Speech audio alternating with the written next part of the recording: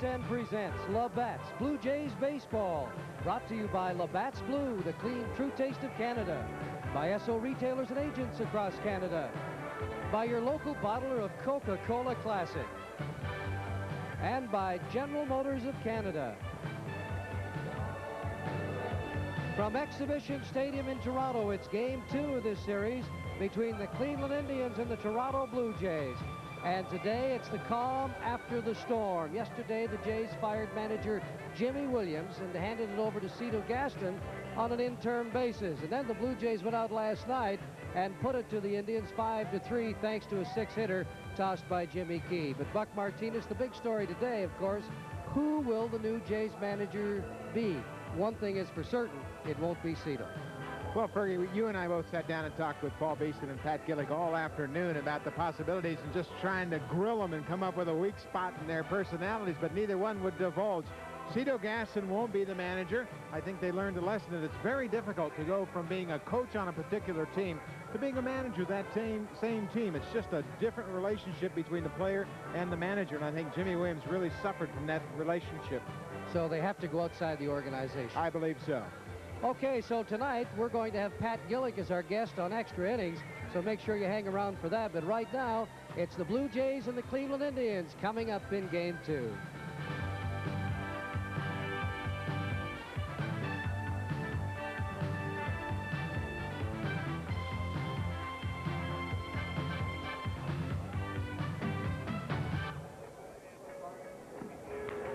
Back at Exhibition Stadium with General Manager Pat Gillick. And Pat, yesterday had to be a tough day for you when you had to fire Jimmy Williams. Probably one of the toughest since I've been here with the Blue Jays in 13 years. There's certain people that you learn to really get an affection for. Willie Upshaw was certainly one as a player. And I had a deep feeling for Jimmy Williams, and he gave a lot to this organization. So it was a difficult time for not only myself, but Paul, and I think the entire organization. What finally prompted your decision to make a move? Well, I think that right now, our club, I felt the last couple of weeks, we really weren't going in any direction.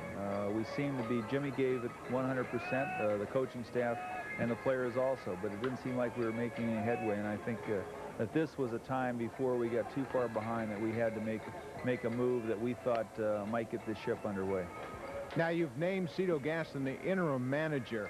Just what do you have in mind in your search for a new manager to replace Jimmy Williams? Well, first of all, Jimmy was our third base coach, and we certainly feel that one of the difficult periods he went through was the transition from the third base coach to the managing position, and we don't want to get into that pitfall again.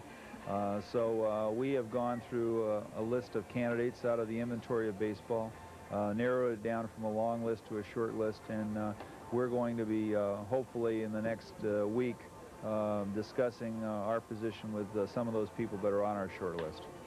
Well, Pat, certainly you must feel that the ball club can turn it around and get back in the pennant race. Well, I think we all do. I think Jimmy felt that way, and we really couldn't put our finger on exactly what the problem is. Certainly it's evident what the problem was. We got non-production out of the outfield. We weren't getting anything out of the bullpen. But what I'm saying is that for all of a sudden, for these people not to produce over a 35-game period, this is what kind of has stumped a little bit. You could see one or two of them not producing, but when you have 4 or 5 people that are non-producing, this kind of gets you stumped, as I might say. So I think we are a little bit stumped, and hopefully maybe a change will maybe make these players, I don't think they were uptight, but I think they were trying too hard, a little more relaxed on the field. Left-hander John Cerutti takes to the mound tonight, making his 7th start. He leads the team in earned run average at 2.56. Lifetime, he's 3-0 against these Cleveland Indians. And really, I think Bucky's been probably the hard luck guy of the pitching staff. Last time out against the Twins, he was staked to a 4-run lead, but then he really got away from his pitching pattern. He threw entirely too many fastballs, and it caught up to him late in the game. He gave up 7 hits in just 6 innings of work, and he finally gave up that lead. He gave up a solo home run to Ken Herbeck on a hanging breaking pitch, but I look for him to use a few more breaking balls tonight, try to pitch inside and outside a little bit, and this is the lineup that John Cerutti will be facing. For Doc Edwards, Jerry Brown will lead it off. He'll play second base. Odell B. McDowell coming over from the Rangers along with Brown. Joe Carter's the center fielder. He'll bat third. In right field, Corey Snyder. Pete O'Brien, another one of those Texas Rangers coming over in that deal for Julio Franco, will play first base. Jacoby will be the third baseman. Luis Medina hit a home run last night, the center fielder off Jimmy Key. He'll be the DH. Joel Skinner gets a start behind the plate. And Felix Fermin has been a pleasant surprise at shortstop, providing some clutch hitting. He's driven in 9 runs so far. And hitting close to 290. The defense, as usual, Bell in left, Mosby in center, and the rookie junior Felix in right. Gruber, Fernandez, Liriano, McGriff, and Ernie Witt doing the catching. But I guess the best news, and you saw that conversation with Pat Gillick, is the fact that the Blue Jays are still only 5.5 games out. That is the best news, despite the fact that they've only won 13 ball games and lost 24. As you look at the standings, they're only 7 back in the loss column, and I think that's really what prompted Pat Gillick to move at this time. Not only has he replaced Jimmy Williams to this point, he hasn't replaced him with a permanent manager, but he also made some pitching changes. He called up Frank Wills and Dwayne Bice from Syracuse, both right-handed relief pitchers that were really on a roll down in the minor leagues. He sent Todd Stottlemyre out, left-hander Tony Castillo. So I think that he sees the balance of the division and feels like if he can get back in the race, get close to 500, then you can look about competing. Here's a look at the umpires. Behind the plate, crew chief Rich Garcia, Mike Riley at third, Rocky Rowe at second, and Ted Henry over at first base. The second baseman, Jerry Brown, steps in to lead it off for the Cleveland Indians. Jerry had a couple of hits in last night's game, a pair of doubles.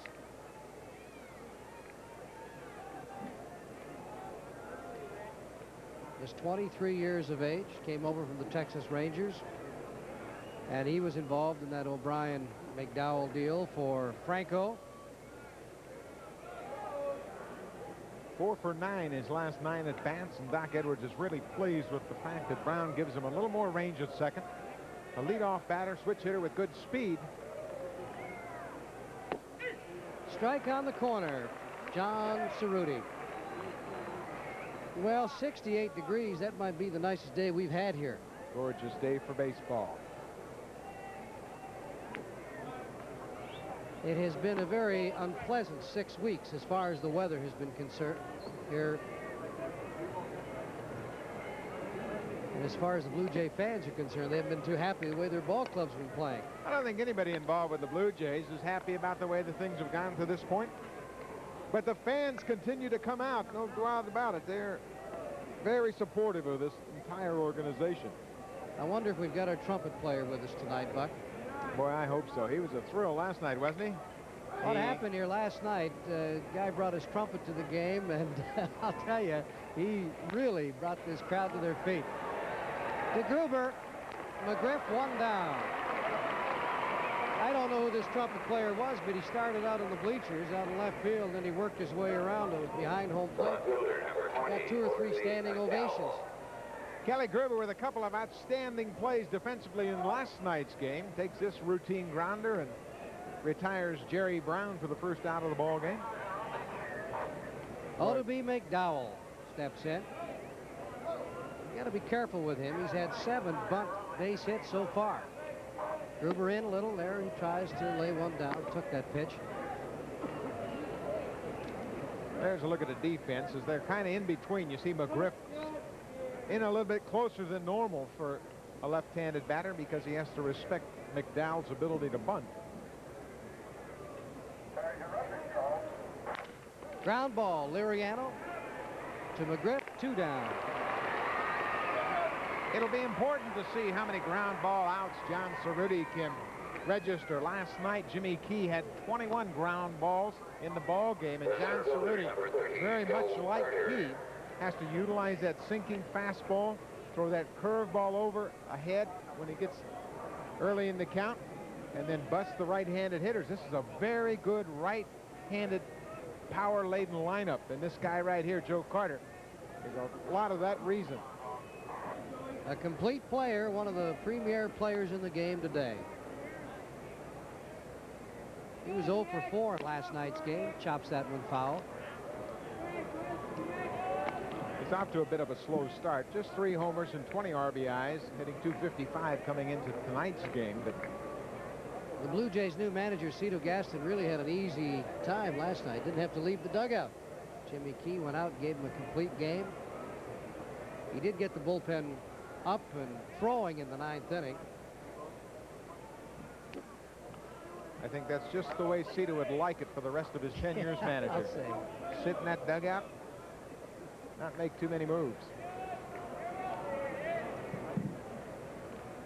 1-1 pitch, fly ball, left field. Bell going over. He's got it for the 3rd out. So an easy inning for John Cerutti and the Blue Jays. 3 up, 3 down. And there's no score here at Exhibition Stadium. You're watching Labatt's Blue Jays baseball on TSA. Rich Yett at 3-2. That's the lineup he'll be facing. Junior Felix leading it off. Fernandez and Gruber. And that's really the only change that Cito Gaston has made. Switch those two around. Bell, McGriff, Mosby, Witt, Mullenix, the DH. The DH in a horrible slump. And Liriano, the second baseman. Doc Edwards, the biggest improvement in my mind in this club is the defense. You've really improved the team defense this year. Well, we really have, Buck. You know, when we decided to make the trade, you know, we knew what a quality hitter Julio Franco was, but he could still only play one position at a time. When we had a chance to get Pete O'Brien, who's one of the better first basemen in either league, along with Jerry Brown, who we felt had great potential to be an outstanding second base, and baseman, and Odie McDowell, we felt that we had 3 people with a lot of talent, and that's why we decided to make the trade, and it has improved us. Junior Felix will lead it off for the Blue Jays. He laid down a perfect bunt in his first at bat last night. And Yett really is not that good a fielder. It's a little clumsy out there. He's a little slow off the mound, but they've got that good defense that you heard Doc Edwards just talk about. Ground ball down to the second baseman, Brown, on the first pitch, and Felix is out. Brown coming over from Texas. As you look at Rich Yett, 3-2 on the season. 4.54. Just now beginning to throw a few more of those big overhand curveballs. You can see this is his 7th game of the year. Shortstop, number 1, Tony. Yett appeared in relief last Friday and pitched a couple of innings in Bud Black's 6-3 loss to Jack Morris in Detroit. Other than that, he's been a starter. This is his 7th start. He was one of the 4 players Minnesota traded to Cleveland back in '85 for Bert Blyleven. Throws a fastball in the low 90s as Fernandez gets set for this first pitch. Good overhand curveball. Throw a forked ball and a slider.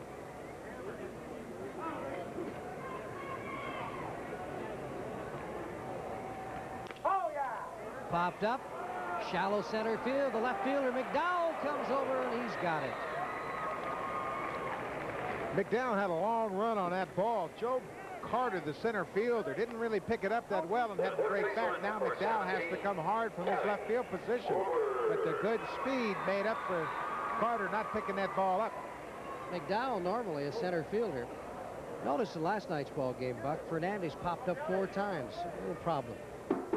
Just really not in that groove yet. Dipping under it, maybe trying to force it a bit. Kelly Gruber low and away. Kelly's another Blue Jay who's been in a slump. 4 hits in his last 25 at bats. But he has hit safely in 16 of his last 23 games. Lines it to right field in the gap. Snyder after it. Off the wall. Gruber will head to second. He's got a double.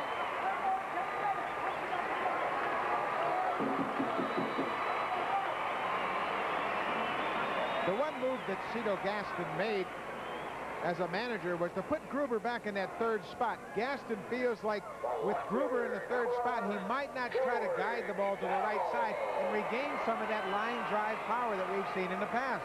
This time he really drove it up the alley to right center. But Cito Gaston felt that if he could get Gruber back in that 3rd spot, maybe he could turn loose some more of that power.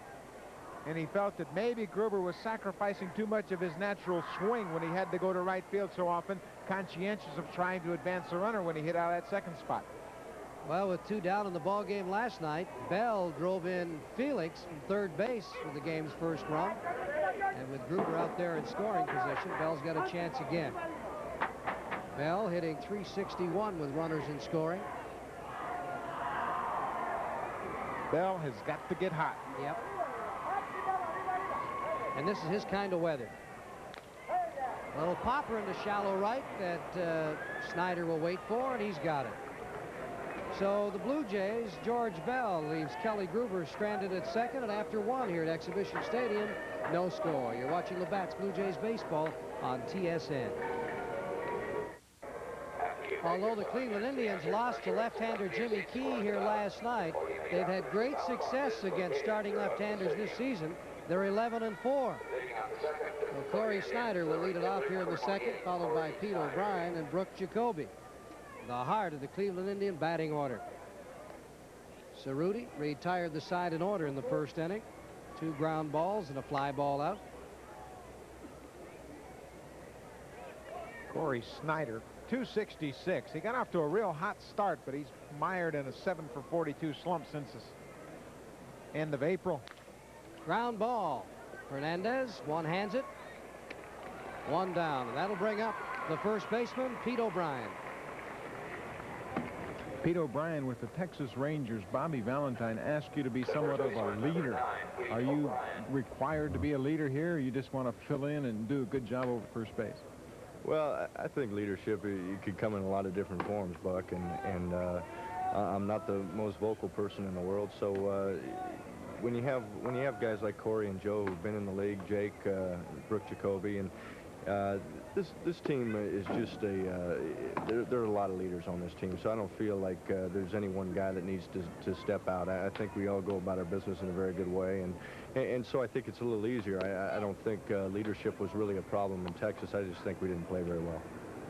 That's a good way to sum that up, isn't it? So often when teams don't play well, they look at other reasons for it, and it just gets down to the performance on the field. Deep to right field. Felix over, and it's out of here. A home run. Pete O'Brien, his 5th home run of the season and his 16th run batted in. The last 2 home runs that John Cerutti has given up have been to left-handed batters. That was a fastball down and in. Generally, a pitch that Pete O'Brien doesn't handle too well. But obviously, because he's been mired in a slump, that he's made adjustments. Watch where this ball ends up. Stays right inside, inner half of the plate, and generally O'Brien will have some trouble with that pitch. He likes the ball out over the plate a little more than that, but he certainly got to that one, and he staked the Indians to an early lead. Well, he won an entire season last year and only gave up 2 home runs to left-handers. But O'Brien with his 5th, and it's 1-0 for the Cleveland Indians here in the second inning. Brooke Jacoby, the third baseman. That evens up the count at a ball and a strike. Here's another one of those Indian players that doesn't get an awful lot of national recognition, but boy, he's a solid third baseman. Doesn't have great range over there, but he certainly gets to everything, catches everything he can get to. 310 so far this year. He sure had a bad season last year, hitting .241, 9 home runs. Gruber rifles it to McGriff, 2 down. So the infielders are getting a workout early. John Cerutti has already coaxed 4 ground ball outs from the Indians' bats, and he's got that sinker ball working. Pete O'Brien caught up to a pitch that I think Cerutti was fairly well pleased with the location. It was just simply one that O'Brien got a hold of. Here's one of the Medina. Very promising young power hitters. Luis Medina out of California. Hit 28 homers last year in AAA and missed a month of the season. Homered off Jimmy Key in the 7th inning. That was his 3rd home run of the season. Oh, he sure had an outstanding year at Colorado Springs, didn't he? Well, they can say what they want to about that light air, but you still got to make good contact with it and put it up in the air. But 28 homers. As I mentioned earlier, he missed a month of the season. He led the Coast League in that department. Hit out to left field, drops in for a base hit. So with 2 down, Medina down at first. Tom Spencer, first base coach. This is what strength will do for you. Cerutti makes a good pitch, gets it in on Medina's hands, but he's strong enough to fight it off and drive it over the infield into left field for a base hit. Boy, I tell you, there's no substitute for strength as a hitter. Joel Skinner was traded to Cleveland from New York along with Turner Ward for outfielder Mel Hall.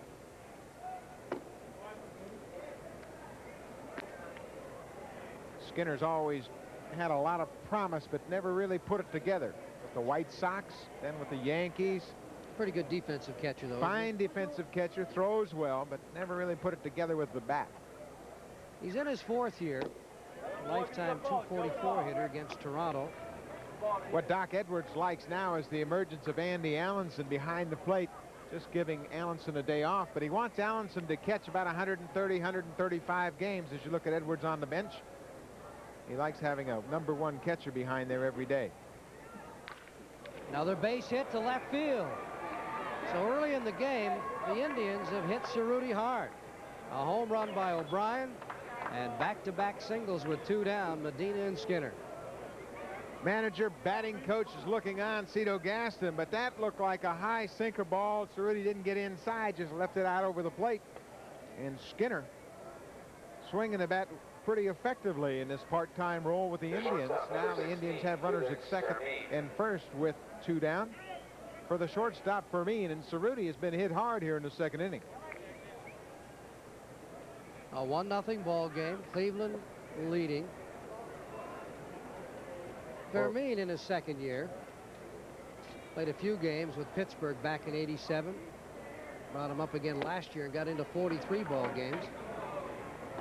Well, the Indians and the Pirates both needing shortstop simply swapped. Jay Bell from the Indians went to the Pirates for Fermin. And boy, Doc Edwards couldn't be happier with Fermin's production so far. 9 RBIs on the 9th spot. Ground ball, Fernandez. He'll go across the diamond, and McGriff can't hold on to it. A bad throw by Fernandez, who has not made an error, and I'm sure he'll be charged with his 1st of the season. Tony Fernandez got in between right there. I believe he had it in his mind to go to second base for the force out with 2 outs and runners at 1st and 2nd. Watch him kind of glance towards second. And then he just kind of guides it across the infield. Did not turn it loose at all. The ball dies on it. McGriff, he goes down to scoop it, just goes off his glove. I think Fernandez will be charged with an error, but he certainly didn't have the zip on that throw across the infield. That was a catchable ball, though, for McGriff.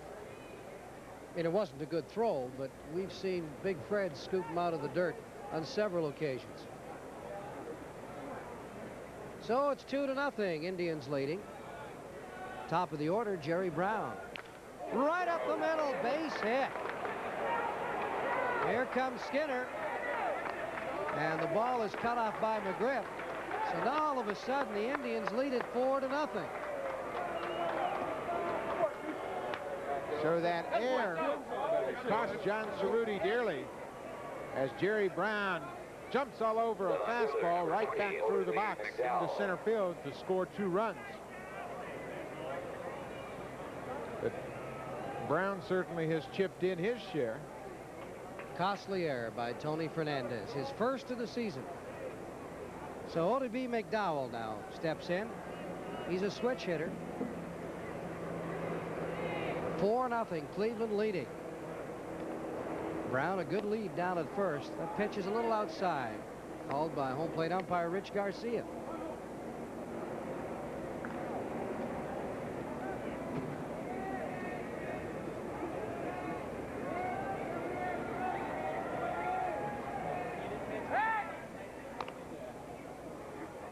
We talked about the Indians being rough on left-handed pitchers. They certainly have proven that point so far. 11-4 coming into tonight. Medina got the broken bat hit to left. But they're a confident ball club. They feel like they've improved enough with the defense, certainly added some strength in the bullpen, and they're going to try to make an appearance here in this pennant race in the Eastern Division of the American League. So the Indians scoring 3 runs with 2 down here in the 2nd. Of course, sandwiched in between those 2 outs was Pete O'Brien's 5th home run of the season. McDowell hitting .214. The throw over, and Brown gets back. Brown was going right there. He was hung up a little bit. He's stolen a couple of bases, hasn't been caught. In '87, he stole 27, so he certainly has legitimate stolen base speed. Not a big lead, but a good one. Little outside, 2 balls and no strikes now to McDowell. In this situation, we're already 4 runs in the inning. Left-handed batting O.B. McDowell at the plate. And the count in McDowell's favor. Gaston might be looking at a stolen base situation. Brown has a good lead. There he goes. Oh, he got a great jump. Witt will have no chance to get Brown. Brown stole that base off Cerutti, as Cito Gaston now has some action down in the bullpen. David Wells, number 36, takes the ball from John Sullivan, and he'll begin throwing. Brown could gamble here. McDowell was ahead, 2 balls, no strikes. Witt has no chance. Look at Jerry Brown head first sliding into second base. That was a good time for Doc Edwards to gamble. His club's already scored 4 times in the inning. And with 2 outs and O.B. McDowell at the plate, Brown could go ahead and gamble. If he is thrown out, the left-handed batting McDowell would lead off the 3rd inning. Now pitching coach Al Widmar making one of his rare appearances at the mound. Well, Widmar had a talk with Cerutti after the game in Minneapolis and mentioned to him that he hadn't been using all of his pitches. And it looks as though once again Cerutti has gotten away from the pattern he established in spring training and carried it on into April. That he'd throw curveball over, come inside with a fastball, go back to the sinking ball, throw a few fork balls, and use all of his pitches. So he got away from that a little bit in that last start in Minnesota. Seems to be carrying over into this game. This TSN telecast is presented by authority of the Toronto Blue Jays and may not be rebroadcast in any form without the express written consent of the Blue Jays. So we're ready to go. Widmar is back to the dugout. Jerry Brown down at second. A pitch by Cerutti in there for a strike. 3-1 the count. You certainly want to go after McDowell with 2 outs and a runner at second base with Joe Carter, the on-deck hitter. Fans are yelling defense. Last night they saw some great defense from Fernandez and Gruber.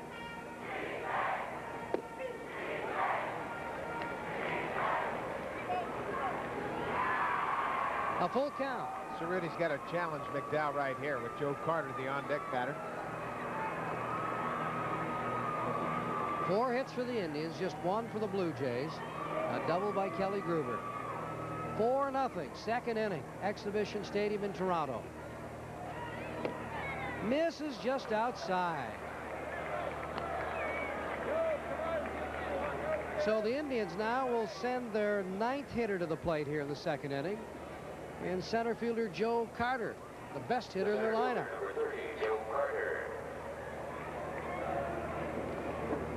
Carter was 0 for 4 last night, and he flied out to the left fielder George Bell back in the first inning.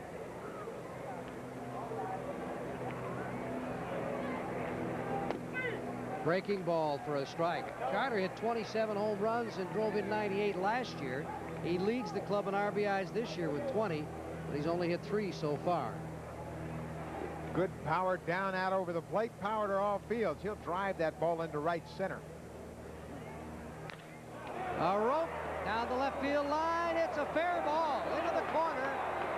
Bell will chase it. 2 more will come in to score, and that will be all she wrote for John Cerutti, I'm sure. 6-0, Cleveland leading. 6 runs in the inning. John Cerutti has been the victim of a very strong right-handed hitting lineup. And this guy right here, Joe Carter, gets out in front of a fastball and jerks it down in the left field corner. All the way down just inside the foul line. It's inside by a few inches, but that's enough to score 2 runs as McDowell comes all the way around from first base, and Cito Gaston will have to make his first pitching change here in the top of the second inning. Well, you go back to that costly error by Tony Fernandez on a ball hit by Felix Fermin, and the Blue Jays would have been out of the inning. Cleveland leading 1-0. And he knows it. Look at him. This pitching change is brought to you by Duracell, the one that lasts. So left-hander David Wells comes on here in the second inning with 2 down. He struck out 18 in his last 15 in the third innings. He pitched an inning in Minnesota on Sunday. And he has, if you look at the numbers there, 12 appearances, 23 strikeouts in 21 2/3, but he's given up 18 hits and he has walked 8. For John Cerutti, giving up those 6 runs, 33 pitches. And he was not sharp, but a very costly error to the shortstop Tony Fernandez paved the way. Well, you can go back to Medina with 2 outs, had a broken bat single to left field, and Skinner hits a solid single to left. Then Fermin hits the ground ball to the shortstop. Looked like a routine play for Fernandez.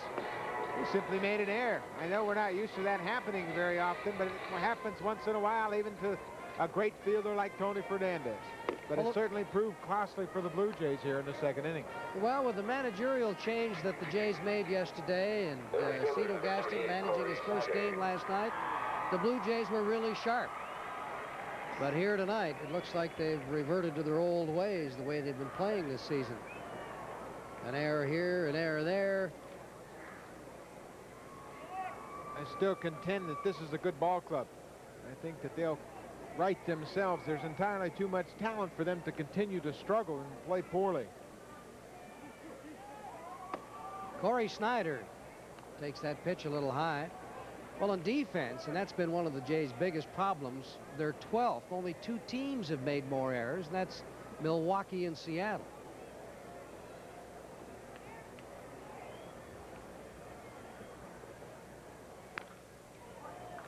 You win on pitching and defense. You could drop a pin, I think, in this stadium and probably hear it hit. Quite a change from last night when the fans really got into it when Bell hit a 2-run homer and Mosby followed with a 2-run homer. For the first time this season, I thought the fans had some fun last night. Oh, yeah. They'll have fun again. The 1-1 pitch. Wells has thrown a little bit better of late. He's been able to get a few more breaking balls over, but the key to his success is having good velocity on his fastball. The velocity seems to be creeping back up towards that 90-mile-an-hour mark. Just really lost that breaking pitch. Well, he overthrew the pitch. You know, you look at Cerutti, Buck, and last year he only made 1 start after the All-Star break, and really he was brilliant in relief. He made 22 appearances with an ERA of under 1. Chances are, although he's had some tough luck in his first 3 or 4 outings, he might be looking at the bullpen again. Who knows? 3-1 is low, and Snyder is on with a walk. Now the Bluebirds are out.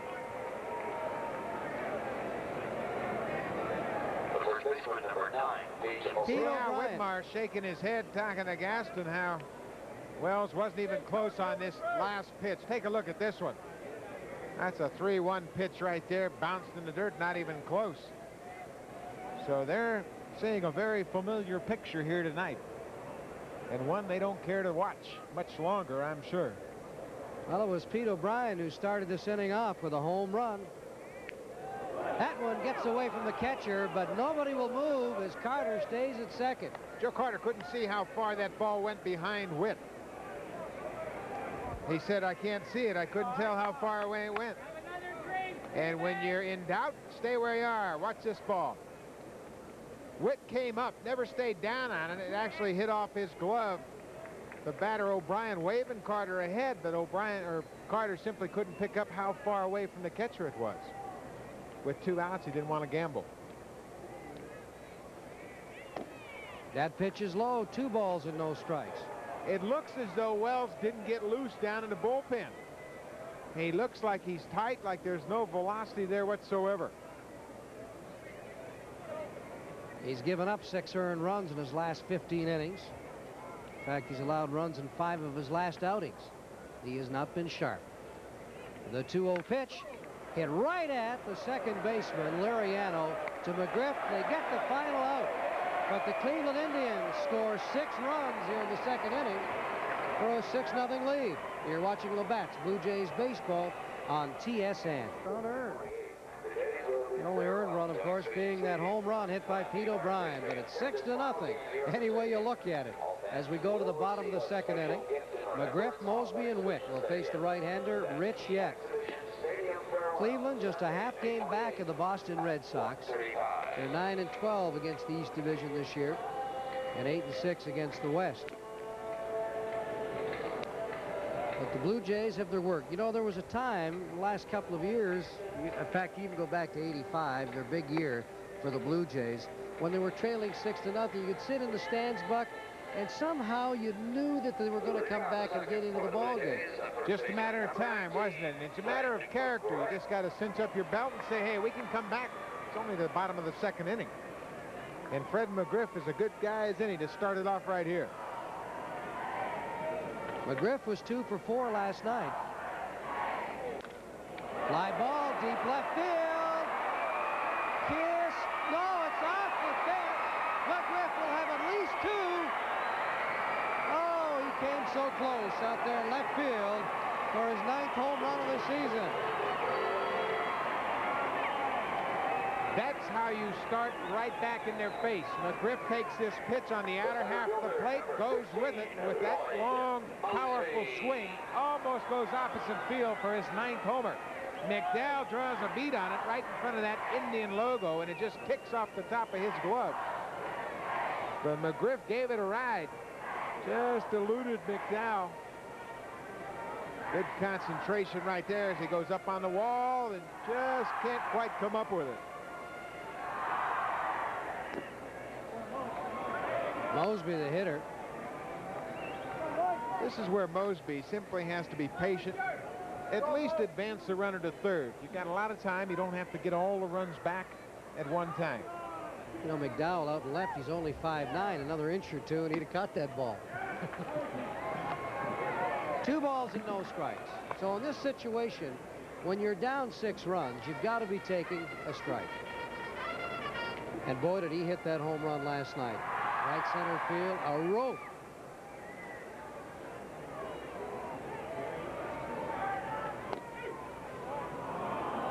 Two balls and a strike. This is when you can really be selective. With McGriff at second base, leadoff double, Mosby's really got to gear in on a particular area where he wants to hit the ball. He's got to look inner half and down. That's his power. Try to at least pull it to the right side of the infield. Up and away. Mosby's had close to 150 plate appearances, and he's only got 6 extra base hits, 3 homers, a couple of doubles, and a triple.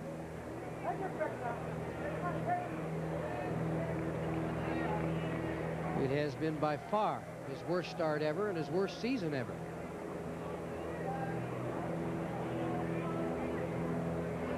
The 3-1 pitch, low into the dirt. Mosby's on with a walk.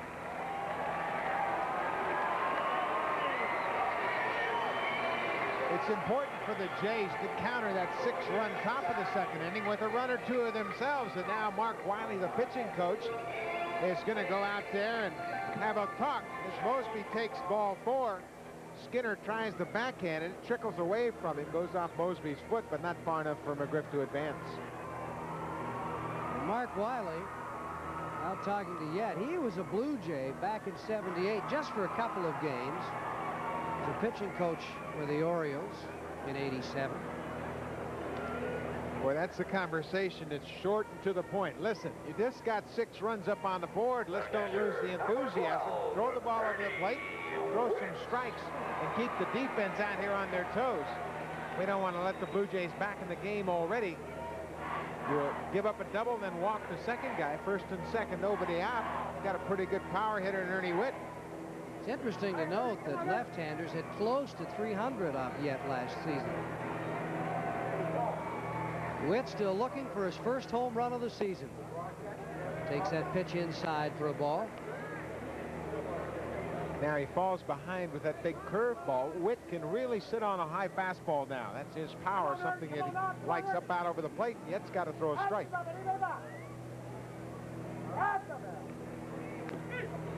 Tailing fastball just caught the corner.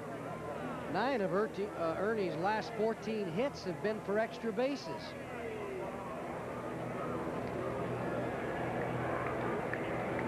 6-0. Indians leading, but the Blue Jays threatening here in the bottom of the second inning.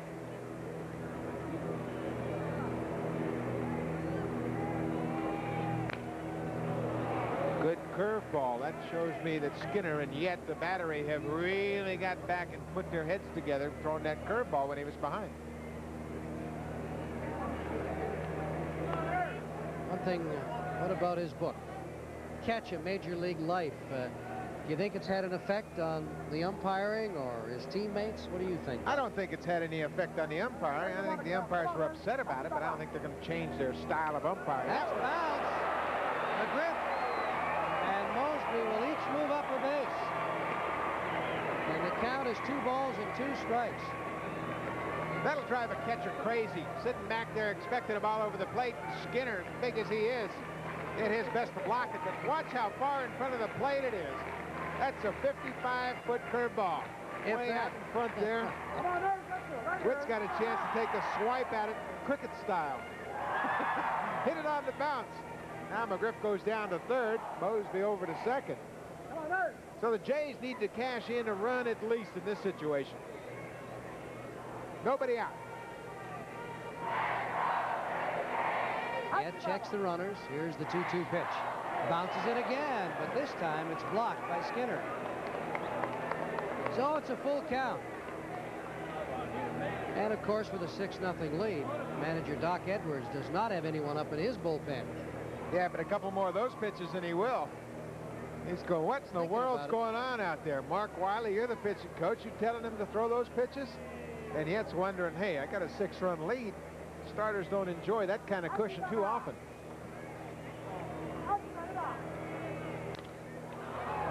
Fouled out of play.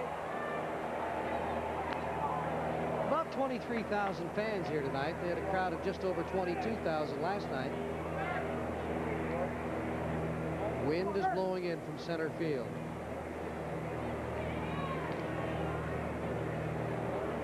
Count remains full. Just 2 hits for the Blue Jays off Yett so far. Pair of doubles. Fly ball left field. McDowell will have a chance on this. McGriff will tag up, but it's not deep enough, and he'll stay at third. McGriff went to the bag and tagged, but as McDowell kept drifting closer to the infield, Johnny McLaren, the third base coach, instructed him to hold his ground. Give a fake, but don't go. Well, you keep waiting for Rance Mulliniks to break out of his slump. The 11-year veteran had just 1 hit in his last 20 at-bats. You know, when he hit that grand slam against Bob Welch, everybody thought that this was what it was going to take for Rance to bust out of it. But last night he hit the ball hard a couple times, lined to left field. Maybe that's a sign. Mulliniks with only 2 extra base hits, a home run and a double. Good curveball by Yett. He has been more confident of that pitch so far this year. Come on now. Generally, he relied an awful lot on his fastball, but he realized to be a successful starting pitcher, had to come up with something else he could throw over the plate. And that curveball looks to be the ticket. Ground ball off the glove of Yett. A break really for the Indians as McGriff comes in to score. It's 6-1. That ball had base hit labeled all over it, but Yett did manage to get a glove on it. Mulliniks with buzzard luck. Nothing will die for him. It just hits off his glove. Looked like it was headed into center field. Brown over to make the out. Mulliniks will get a RBI for this, but it just tipped by Yett. Slowed it down enough to enable Brown to get to it. Looked like it might have been a base hit, but Mulliniks continues to struggle. Buzzard luck. I haven't heard of that one. Can't kill anything and nothing will die. Nelson Liriano. I've been there before.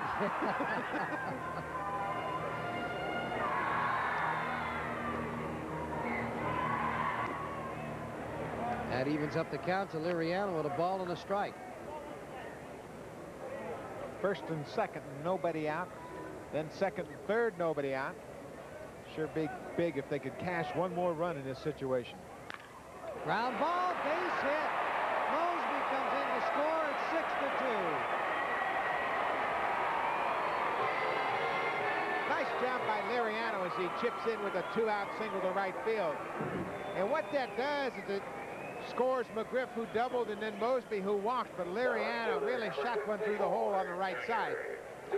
And that takes a little pressure off Witt and Mullenix. They get a little boost right there by the number 9 hitter, Nelson Liriano. It's the young guys. 11th RBI by Liriano. It's the young players in this team that seem to be coming through in the clutch. Liriano broken up a couple of no-hitters. He's been pretty consistent at the plate, although he's only hitting around 260.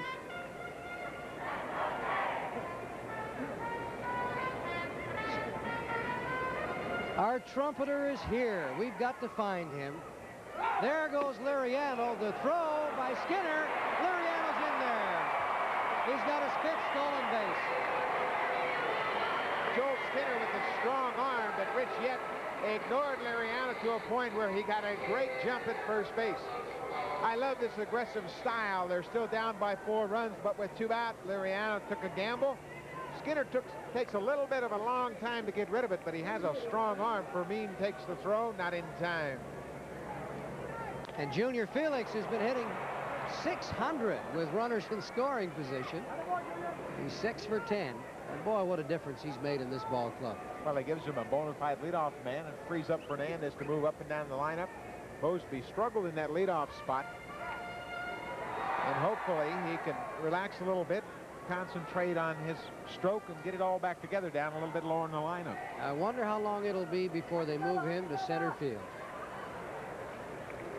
No balls and 2 strikes on Junior Felix. Liriano in scoring position.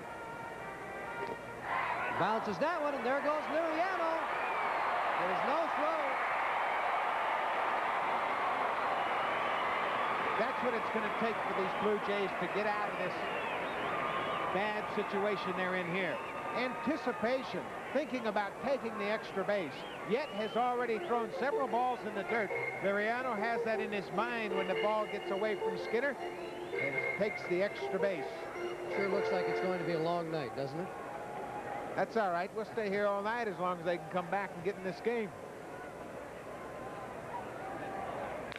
Ground ball to O'Brien. Nice play to Yett, and they get Junior Felix. So the Blue Jays come back and they score a couple of runs, and after 2 complete, it's 6-2 for Cleveland. You're watching Labatt's Blue Jays baseball on TSN. Brooke Jacoby, Medina, and Skinner will face the left-hander David Wells. 6-2, the Indians leading. Strike to Jacoby. Jacoby grounded out in the second to Kelly Gruber.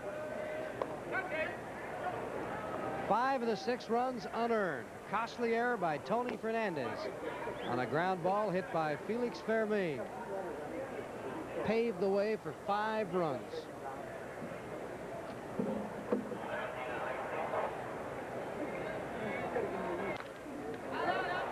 That's fouled back out of play into the stands.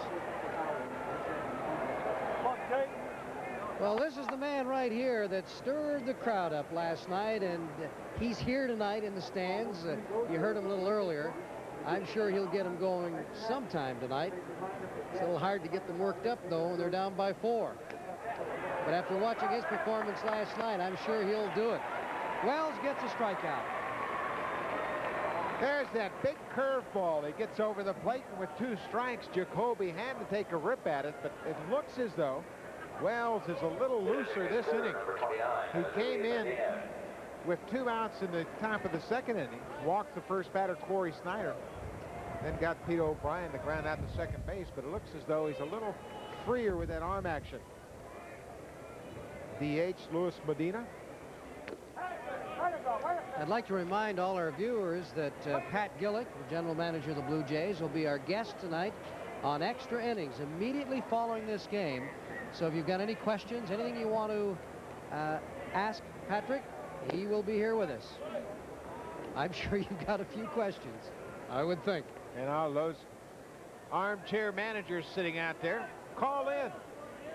You have your opinions about Mr. Gillick. He's been a very successful general manager in a short time with an expansion club. But the fact of the matter is, they've only won one time. The division title in '85, and a lot of people have picked them several times to finish better. I wonder if we'll get a call from Jimmy out in Mississauga tonight. No. I had the pleasure of talking with Jimmy Williams just before the game tonight. He's still in town. I know that as Medina hits one out into left field for a base hit, I think Jimmy sort of expected his firing. You know, it's unfortunate those things happen. He's been a great credit to this organization. I think he served him well, both as a third base coach and as a manager. Luis Medina, his second hit of the night. He hits this one a little sharper. The first one was of the broken bat variety off John Cerutti in the second inning. You hate to see bad things happen to nice people. Skinner takes a fastball for a strike. He singled and scored in the second. Come on, Skins, be ready. Come on.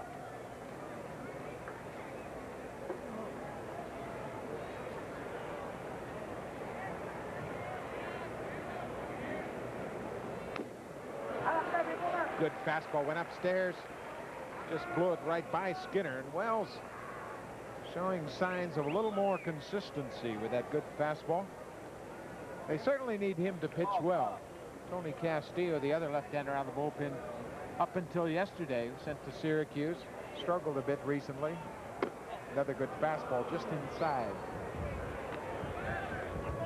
And I guess to be successful in the major leagues, that's where you have to pitch. The inside part of that plate. No matter how hard you throw, unless you can locate it and mix it up with a change-up, a breaking pitch, some other off-speed pitch to put it in the hitter's minds, these major league hitters will sooner or later catch up to any kind of velocity. Good curveball. It's in a good spot. If you're going to miss with it, that's where you want to miss with it. Down and in. Witt shifting well, keeping it in front of him.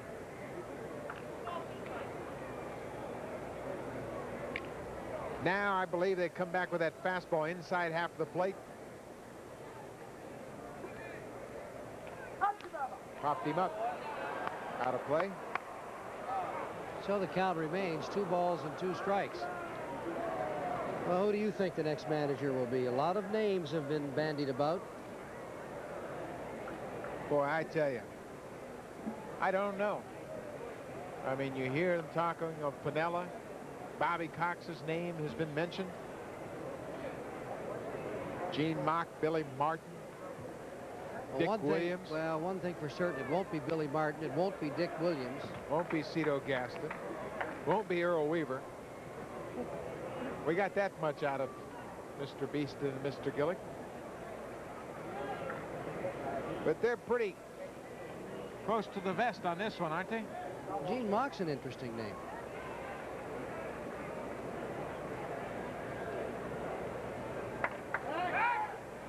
You know, you've got the Latchman brothers, Marcel and Rennie Latchman. Dave Duncan, pitching coach for the Oakland A's. He might be a good one. I think he would be a good one. Whether or not he wants to leave that situation there in Oakland at this time. Out over the plate, fouled out of play. One thing about it, he knows pitching. He's done a good job wherever he's been. He's been with Tony La Russa for about six years now. In Chicago. Yep. Duncan was the catcher on those great Oakland A's teams of the early 70s. Been around winners both as a player and as a coach. I guess the secret to managing, you've got to be able to know how to handle a pitching staff. Well, you know, even more than that, I think you have to be able to know how to handle 24 individuals. And that's all managing is these days. Being able to read the players, read what's going to motivate them, communicate with them, let them know what you expect out of them. Believe me, I don't think it's an easy job. Full count. How'd that feel, Ernie? It bent his mask. You can see that mask, that support right there by his finger got bent. This will clear your head out a little bit. Boom. That's why you don't turn your head when the ball comes towards you. He's reaching in there, and now he's checking that snap on that pad.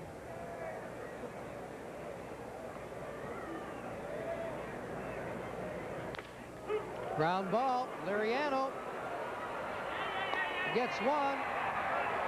Double play. He called him out of line. Yep. Rocky Rowe, the second base umpire, called him out of the baseline. He's going to get an argument from first Tom Spencer, the first base coach. I don't know if he's right here, because watch Liriano. I don't think he makes an attempt to tag the runner. Let's see if he makes an attempt to tag the runner. No, he didn't. I don't think that's the right call. We have the benefit of instant replay, but I don't think there's any attempt to tag the runner. He's just waiting on him right there. He never reached out to make an attempt to tag him. So I don't think that that is the proper call. Doc Edwards discussing it. But any way you look at it, it ends the top half of the third, and it's 6-2, the Indians leading. You're watching Labatt's Blue Jays baseball on TSN. Indians scored 6 runs in the top of the second. The Jays came back with a pair, and now only trailed by 4. Bottom of the third inning. Fernandez, Gruber, and Bell to face the right-hander, Rich Yett.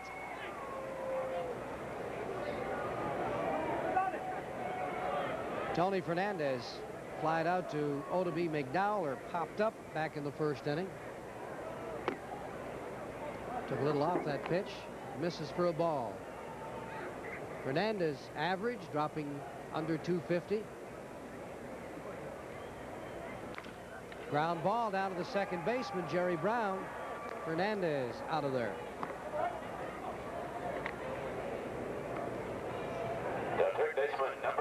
So Cedar Gaston will be the manager for the next few days at least. And really, Buck, he's in a bit of a precarious position simply because, you know, what does he do? If he sees something he doesn't like, does he give a player heck? Because he knows that in a week to 10 days, he's going to be the hitting coach again. I guarantee you he gives him heck. Knowing Cito Gaston, he's going to manage just as if he was going to manage the rest of the year. He's got to do it exactly what he thinks is best from the first to the 9th inning. He can't worry about when he's not going to be the manager. 2 balls and no strikes to Kelly Gruber. Kelly doubled to right center field in the first inning.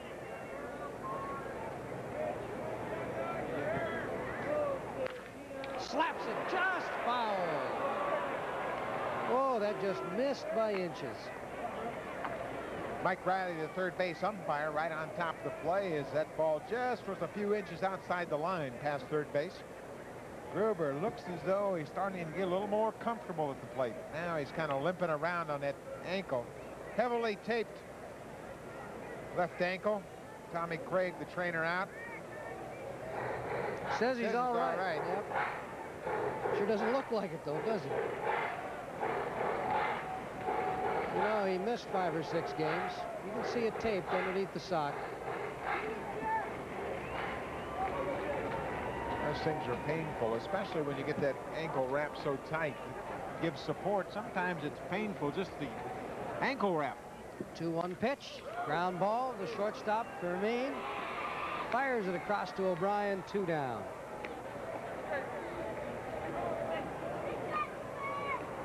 He's definitely limping a bit.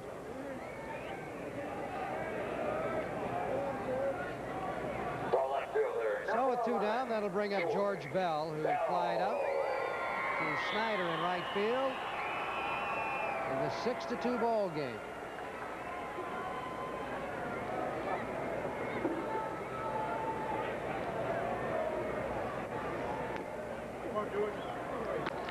Yet continues to try to get that first pitch curveball over. Boy, there for a while in the second inning, he had no idea where the plate was as he bounced some 4 and 5 feet in front of home plate.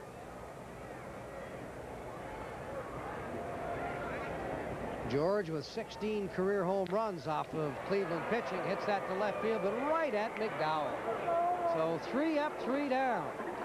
And after 3, 6-2, Cleveland leading. You're watching Labatt's Blue Jays baseball on TSN. Now let's go to this TSN sports update. It trails 6-2. We're in the 4th inning. Felix Fermin, the shortstop, leads it off. And that error by shortstop Tony Fernandez, his first of the year, paved the way for 5 unearned runs. Back in the 2nd inning. 6-2, Cleveland leading.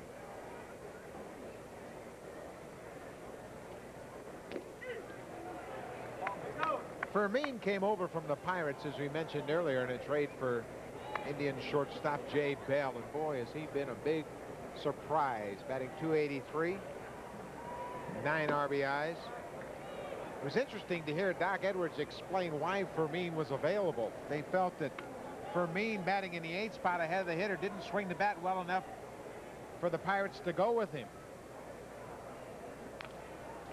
But in the American League, with the DH, Fermin can bat 9th. Edwards can just throw up his hands and say, hey, whatever you can give me with a bat is a bonus. Just go out there and give me that good glove at shortstop, and that's all I want. And with that relaxed attitude, Fermin is chipped in with a .283 average. He's Good made 8 production. errors. 2 balls and 2 strikes.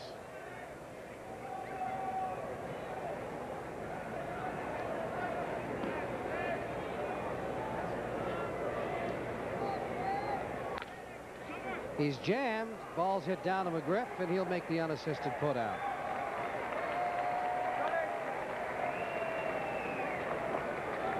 Well, the Blue Jays could just peck away. A couple of runs here, a couple of runs there, and try and tie this ball game up.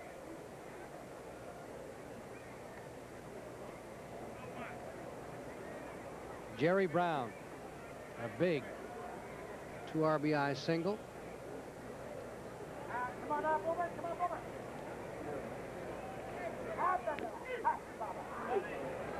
Jerry Brown with 17 RBIs in the leadoff spot has been another surprise, a pleasant one for Doc Edwards, shoring up the infield defense and combining with Fermin to make a pretty formidable double play combination.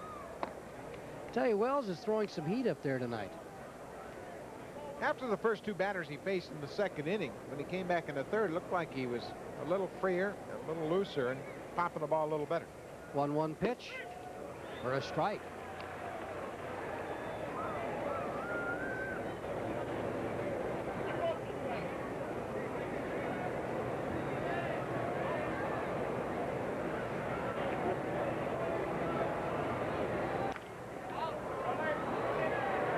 That's what that curveball does to hitters.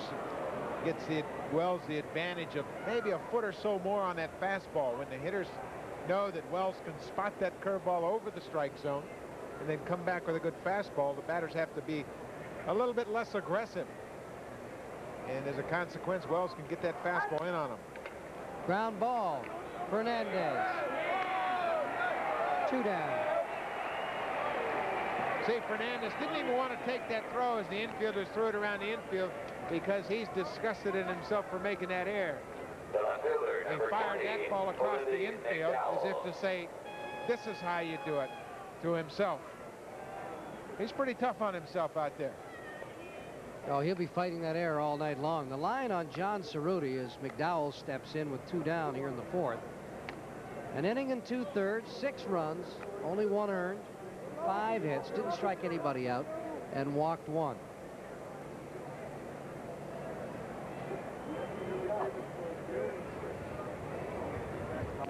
And Wells has at least held them at bay. Well, Cerutti should have fared a little better, but I guarantee you that he'll be the first to tell you Fernandez will bail him out more often than he sinks him.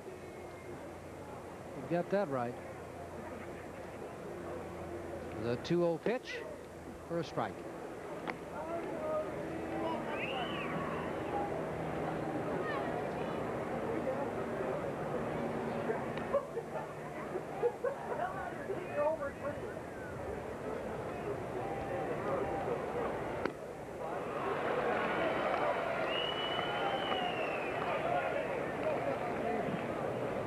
McDowell grounded out in the 1st, walked and scored in the 2nd. A 6-2 ball game. Cleveland leading, 4th inning. Strikes him out. The 2nd for David Wells. And we head to the bottom of the 4th. Goes upstairs with that fastball. McDowell just couldn't lay off of it with 2 strikes, had to go after it, and Wells gets his 2nd strikeout of the night. Middle of the 4th inning, the Blue Jays trail by 4, 6-2. You're watching Labatt's Blue Jays Baseball on TSN. from Duck Lake, Saskatchewan. Get quacking Jays. Well, Duck Lake in northern Saskatchewan. Of course, we were just out there last week to Regina where the Blue Jays played an exhibition game. Had a great time. And the people from Duck Lake cheering on these Blue Jays here. Well, that's great. McGriff, Mosby, and Witt. It was McGriff back in the second inning who started off a small Blue Jay rally. They picked up a couple of runs. He doubled off the left field fence. Slaps that one foul. McGriff leads the club in home runs with 8, RBIs with 23, walks with 20, and base hits with 38. He was named the American League Player of the Month for April. Off the end of the bat to Jacoby, the third baseman. Don't forget to stay tuned at the end of this game for the TSN Turning Point, brought to you by Converse. As Mosby steps in, Buck Martinez, what do you do? If a guy like Mosby continues his slump, put him on the pine, or what? Well, if he continues to hit 172, I don't think anybody will question you putting him on the pine. And how long can you go with him hitting 170 and starting in the lineup? Oh, I think they'll go 1st of June. If he's still hitting 172 with no promise of getting out of it, then they've got to assess where they're at. But last night he hit a homer. Tonight he got on a walk. You know, things like this build slowly when you break out of it. There's a look at the next 3-game series as the Twins come to Toronto. Toronto will try to avenge that 3-game sweep in the Metrodome last weekend. Don't forget, it begins Monday. That's Victoria Day holiday. And Tuesday and Wednesday are night games. There's lots of reserve seat and general admission tickets available. High fly ball, center field. Carter comes over. 2 down.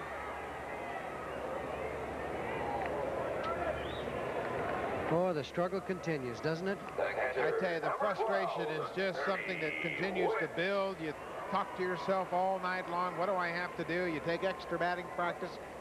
You don't take batting practice. You change your stance. You go through a million things in your mind. Different bats, different batting gloves, all kinds of different things. And sometimes nothing works. The Blue Jays with the most losses in the major leagues at 24 and are headed for number 25 here tonight, the way things are going.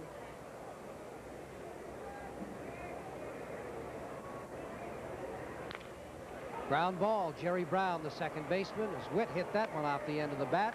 Another 3-up, 3-down inning as Rich Yett has set down 7 in a row. 6-2, Cleveland leading. You're watching Labatt's Blue Jays baseball on TSN. The Indians leading the Blue Jays as we go to the 5th inning here in Toronto. Leading it off will be Joe Carter, Corey Snyder, and Pete O'Brien. And when you look at Carter, last year the Blue Jays held him to a 160 average. He's averaged 27 home runs for the last 3 seasons. Yet lifetime, he's only hit 4 off Blue Jay pitching. So they've done a pretty good job on Carter.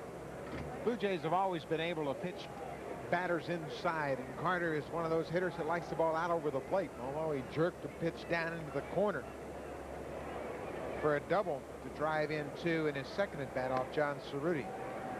The book on Carter is you got to bust him inside above the belt. He likes the ball down out over the plate, something he can hook, extend his arms, and really go after it. Try like to that. bust him off the plate. 2-0.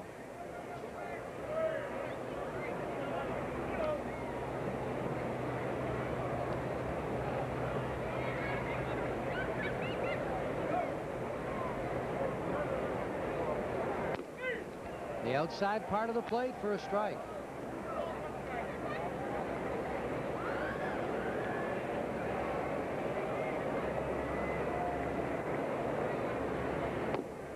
Took a little bit off that pitch, missed low, and fall behind 3-1 to Joe Carter. I think Carter is such a dangerous hitter when he has the count in his favor as he does right here.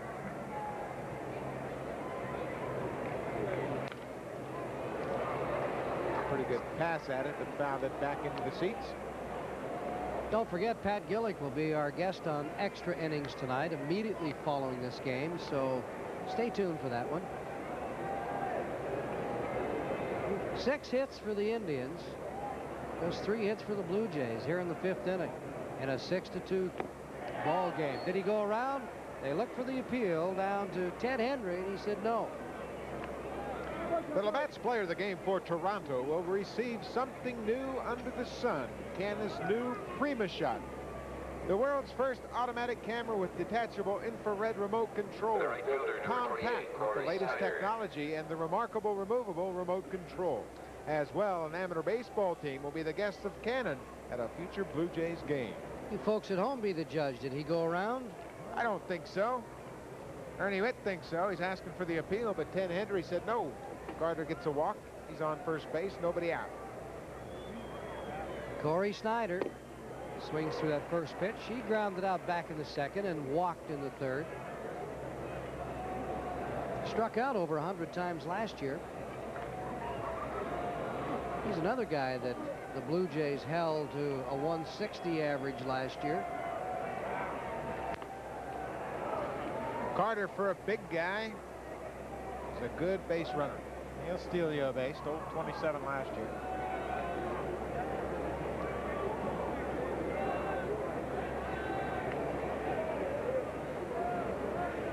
Here he goes. The throw by Witt, and he's in there.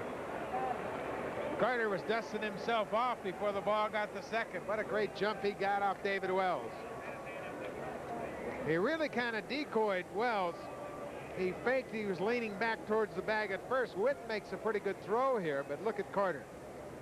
He's about ready to wipe the dirt off his pants before the ball gets there. Great jump off of David Wells. So that's the 2nd stolen base tonight for the Indians. Brown got 1 back in the 2nd inning.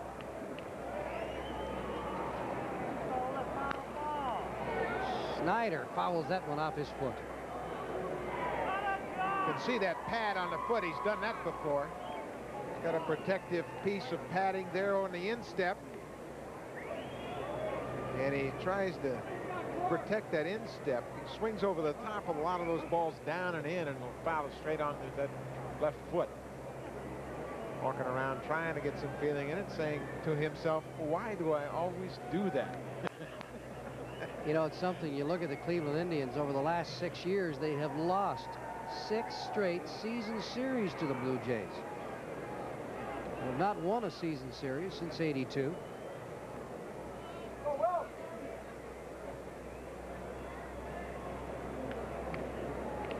No balls and 2 strikes to Snyder. That's chop foul as well. Chicago leading Detroit in the 4th inning, 4-2. Perez against Trujillo. Kansas City with a 4-0 lead. Gubasov against Olivares. Kansas City's hanging tough without their star George Brett in the lineup. A little low. A ball and 2 strikes. Boy, there's a lot of controversy in Kansas City about that artificial turf, because Brett just simply caught his spike on the turf, tore the ligaments in his knee, and is going to miss about 2.5 months. Well, he sure had a lot of tough luck, hasn't he, over the past few years? Snyder hanging tough, fouls that breaking pitch off. This is where Wells has got to go upstairs with the fastball. Snyder always has trouble, very similar to Jesse Barfield, laying off that high fastball, and if he comes with that good gas upstairs right now, I think he can strike Snyder out. Well, I noticed that Snyder was 0 for 16 of Roger Clemens coming into this season, and that would be a perfect example. There goes Carter. The throw by Witt. Carter's in there as Gruber dropped the ball. Witt makes a real good throw there. Snyder's out on the called 3rd strike, but Carter, big guy, weighs about 220, really slides hard into 3rd. Witt makes a good throw right on the money, but look how hard Carter slides in there, and actually I thought he could had have him. been called out. Yep. But because the ball was jarred loose, the umpire never made the out sign. Carter gets his 5th stolen base of the year. He stole 2nd, then he stole 3rd, but Snyder is retired on a called 3rd strike, and there's 1 out with Joe Carter at 3rd base. Pete O'Brien, the hitter. It was O'Brien who homered to start things off back in the second inning. And he grounded out in the third. Or actually came up again in the second and made the final out. The Blue Jays infield will play in. They'll try to cut off the run at the plate. They trail by 4, 6-2 here in the top of the 5th inning. 1 out.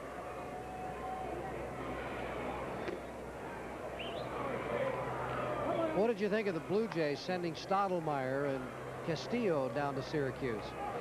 Well, Stottlemyre was ineffective both as a starter and as in the bullpen, so I think it's time to go ahead. They went down and got 2 guys that were really hot in Syracuse, Frank Wills and Dwayne Bice. They need a shot in the arm, and maybe these 2 guys will give it to them. Strike on the inside part of the plate. Stottlemyre kind of said he was disappointed. Felt like the Blue Jays didn't know what they were doing, moving him in the rotation and out of the rotation. I think it's just a matter of being frustrated. Well, he had a 1-hitter pitched against him. That doesn't help. Ground ball. Liriano checks Carter at third and goes to McGriff for the second out. Nice play by the little second baseman. He hung tough in there on this sharp hit ball. Carter still standing at third base. O'Brien hits it right at the second baseman. Takes a tough hop, then checks the runner back to third. Brooke Jacoby. He's 0 for 2 tonight. Grounded out in the second, struck out in the third.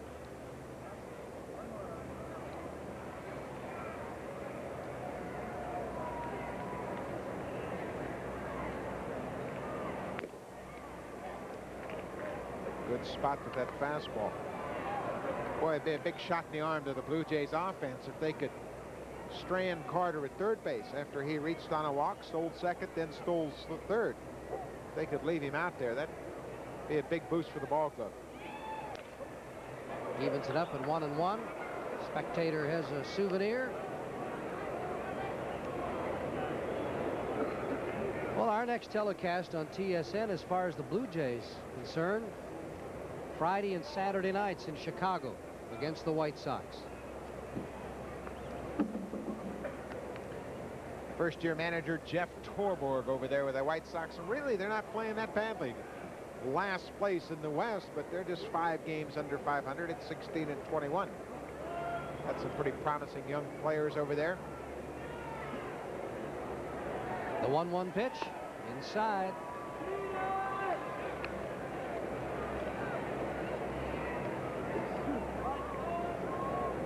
In case you joined us late, John Cerutti started this game for the Blue Jays. He didn't get through the second inning. Only lasted an inning and 2/3, gave up 6 runs, only 1 of them earned. 5 hits and walked 1. Costly error by Tony Fernandez, the shortstop, in the second inning, paved the way for 5 unearned runs. Otherwise, you're looking at a 2-1 ball game. Blue Jays leading. Popped up, center field. Liriano goes out into shallow center. Mosby comes in. Liriano takes it. So Carter is left stranded. And it's 6-2. You're watching Labatt's Blue Jays baseball on TSN. Just about everything the Indians could ask. You've moved to center field. How comfortable are you out there in center field? Well, I'm really comfortable in center field. I was talking with Willie Mays in spring training. He says it's probably the easiest position to play as far as the outfield. And he's true, because you see where the catcher's setting up. You can see a lot of times where the pitch he's calling. And kind of get a better jump on the ball because you anticipate. And, you know, center field, I'm a big guy, but I like to run. I like to show everybody I can run and go out there and try to make a few great plays every now and then. But center field is definitely home for me, hopefully for a while. Well, if you're Willie Mays or Joe Carter, any place is pretty easy to play. They both have great ability, and Joe Carter, for a big guy, really can chase him down in center.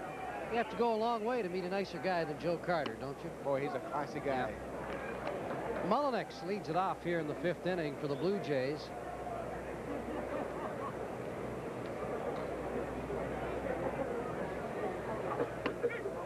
Evens up the count at a ball and a strike. Rich Yett on the mound for Cleveland. He pitched in the bullpen the last couple of years.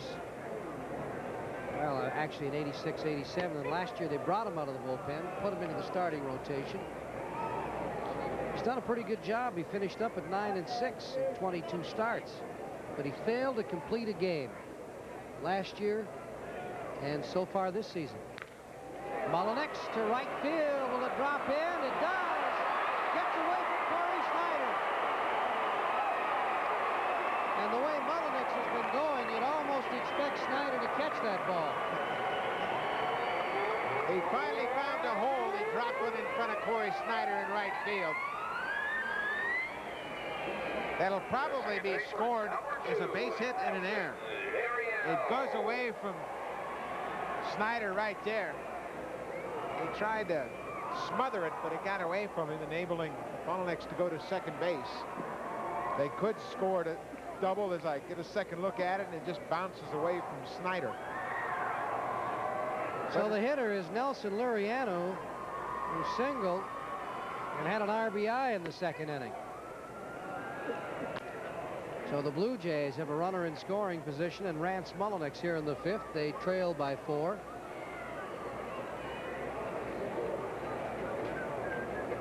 They're going to give Corey Snyder an error and Mullinex a single. For Snyder, that's his first error of the season. You're looking at a guy right there who has, without question, one of the 2 best arms in right field in the American League. You know, you've got to rank Sierra in there. You've got to rank Barfield in there. Let's make it one of the best 3. Whatever. He's got a very good arm. 32 assists in the last 2 years to lead all Major League outfielders. Luriano needs to advance Mullinex at least 90 feet to third base. That's popped up. That won't do it. Jacoby, he's got it for the first out. When you're going badly, as Mullinex indicates, 1 out, and he's still down at second base, you have to do those little things. They add up, they pile up. The advances with Mullinex over to third base, with Felix hitting behind him. Now a ground ball to the infield because the Indians will play back. I would think run you're going to see Felix drop a bunt down the first base side here. If he does it, he'll do it in front of one of the best fielding first basemen in the American League, Pete O'Brien.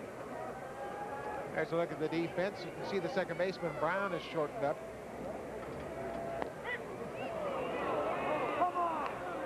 Felix didn't like that call. The home plate umpire, Rich Garcia. He certainly doesn't want to get on Garcia's bad side already.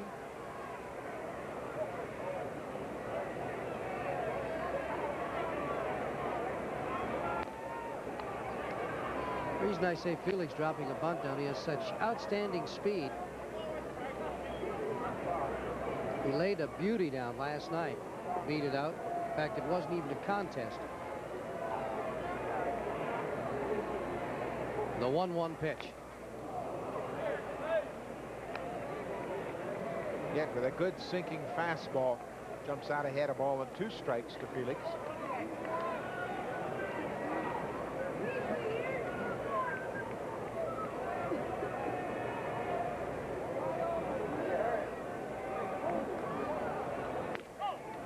Boy, there's a good fastball. It'll bust the leadoff batter off the plate. Yet really had something on that one. He just wanted to drive the batter off the plate. Now that's got to put curveball in my mind. I think he wanted to show the young left-hander, don't get too comfortable up there. Now he's going to drop a breaking pitch on him. Another fastball. Pops it up. Jacoby. He's going to call for it. Allison's there. Look out. Allison takes it. Or I should say Skinner. Oh, those 2 fought for that ball, didn't they? Skinner said, I couldn't hear you. Jacoby moving over. He still hasn't called for it. Still hasn't called for it. He's got to let Skinner know. You can see how much taller Skinner is, and it's an easy play for him to take it away from Jacoby, but they're fortunate they didn't bump into each other. Well, you pointed that out all the way over there. He never called for it, Jacoby. And still Mullinex is at second base.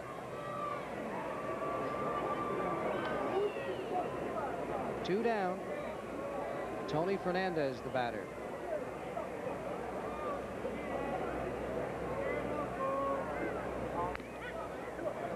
very seldom you talk about bunting when you're 4 runs down, but when you got a guy like Felix, they're deep at the corners.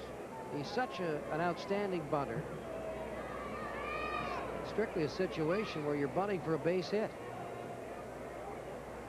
Keep that rally alive. Move a base runner up. Blue Jays trailing by 4.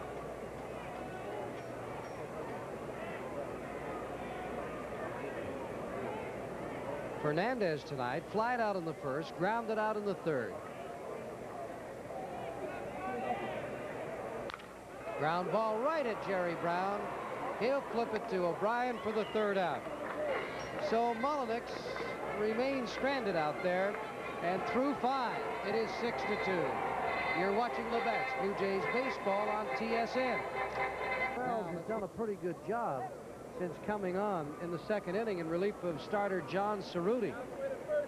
He has only allowed 1 hit. He has walked a couple, struck out 3 in 3 1/3 innings. And he has held the Cleveland Indians at bay, as the Indians scored all 6 of their runs back in the 2nd inning. Medina, Skinner, and Fermin will face Wells here. Medina is 2 for 2, and he has scored a run. And he's the only player to get a base hit off of Wells. This is as sharp as Wells has looked all season long. Good first pitch curveball in there for strike 1, and that's been a big pitch for him tonight. He's been able to get that breaking pitch over. It gives you another foot or so on that fastball when you do have to come with it. Right there, he got in on Medina's hands. A little bit behind it.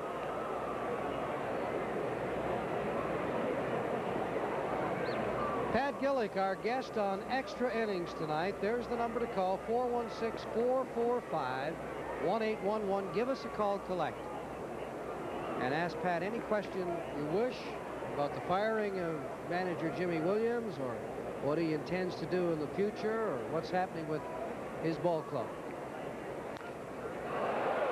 Well, Wells, the fact that he's already gone 3 1/3, Tom Hankey is up and throwing in the bullpen. Al Widmar told me before the game he wanted to give Hinkie another long stint where he could go out there and possibly air it out and get some velocity back on his fastball. There's a look at Widmar on the bench. He's pretty pleased with Hinkie's mechanics. He just thinks he needs a few innings to stretch out his arm. There's strikeout number 4 for David Wells. Everything's working for Wells tonight. That big curveball got Medina for the first time tonight. And Wells has had a good combination of good hard velocity with that fastball, and then got that big breaking curveball over the plate. Skinner, the catcher.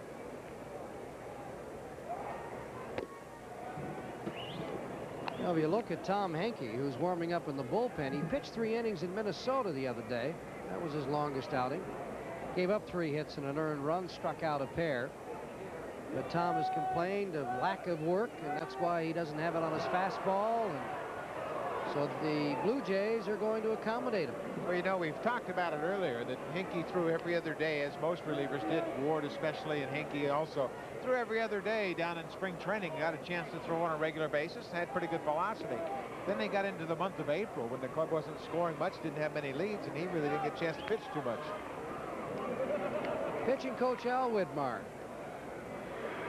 He's been scratching his head more than once this last 6 weeks or so.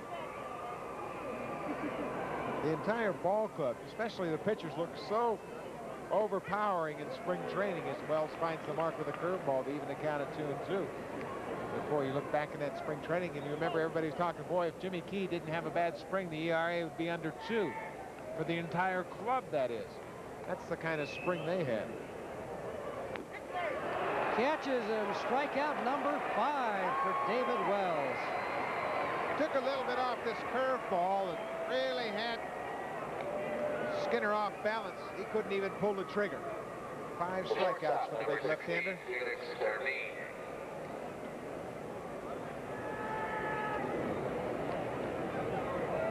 Fermin, the shortstop. Fouls that one back out of play.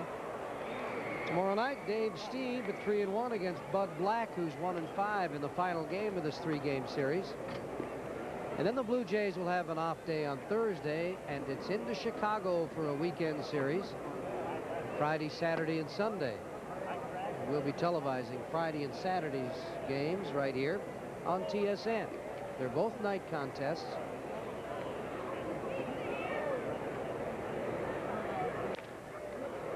And that'll drift out of play. Now it remains a ball and 2 strikes.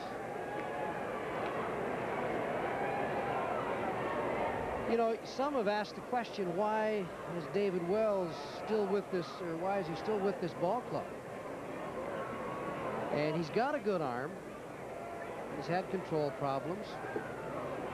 We've seen some good work out of Wells the last couple of years as Felix makes a nice catch down the right field line. So it's 3 up, 3 down, as Wells registers 2 more strikeouts. And it is still 6-2, 6th inning. You're watching Labatt's Blue Jays baseball on TSN.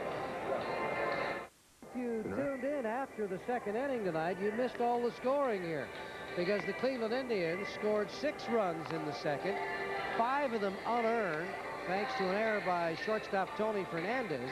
While the Blue Jays came back with the pair in the bottom half of the 2nd. McGriff led it off with a double. Mosby got on with a walk. Mullinex an RBI, and then Nelson Liriano had an RBI single, and that's the scoring. 6-2. Gruber, Bell, and McGriff here in the 6th for Toronto.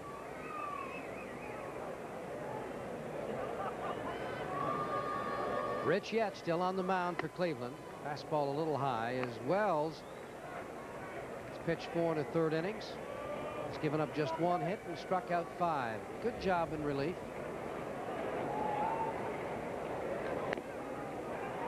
(2-0) with Gruber. One of the big changes in this Indian ball club this year is the depth of the bullpen out there. They've added Jesse Orozco, Tim Stoddard, Keith Atherton to go along with Doug Jones. Rope down into the left field corner. It'll drop in. Now Gruber rounds first. He's got a double. It's his 2nd double of the night.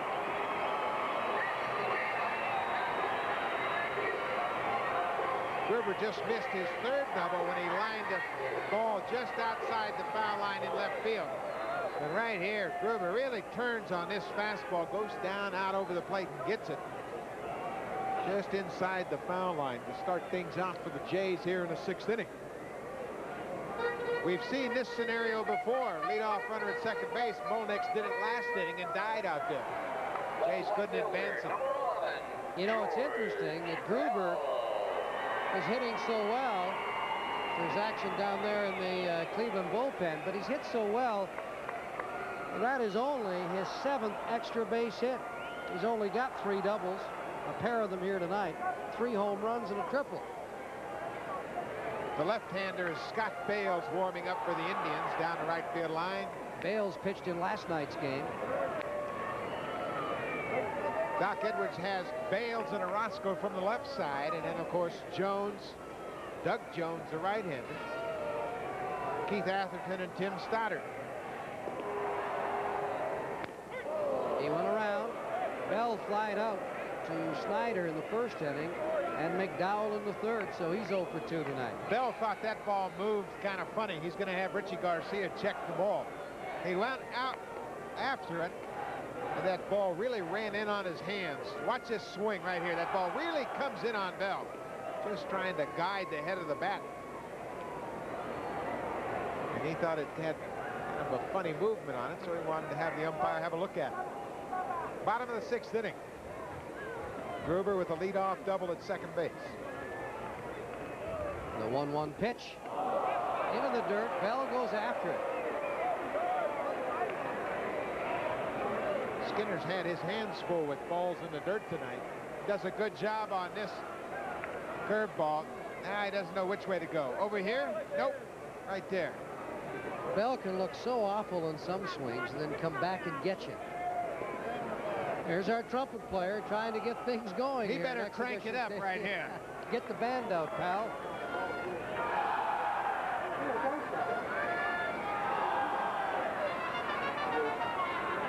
Quite that for George Bell right there. That's what this crowd needs. I think the Blue Jays should hire him. That pitch is low.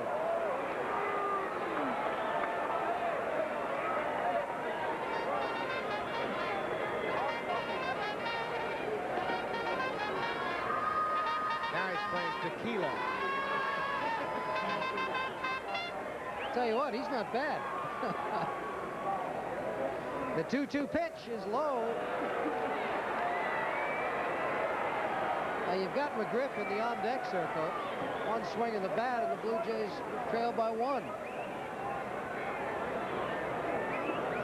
And he almost put one out of here back in the second inning when he hit it off the fence in left field.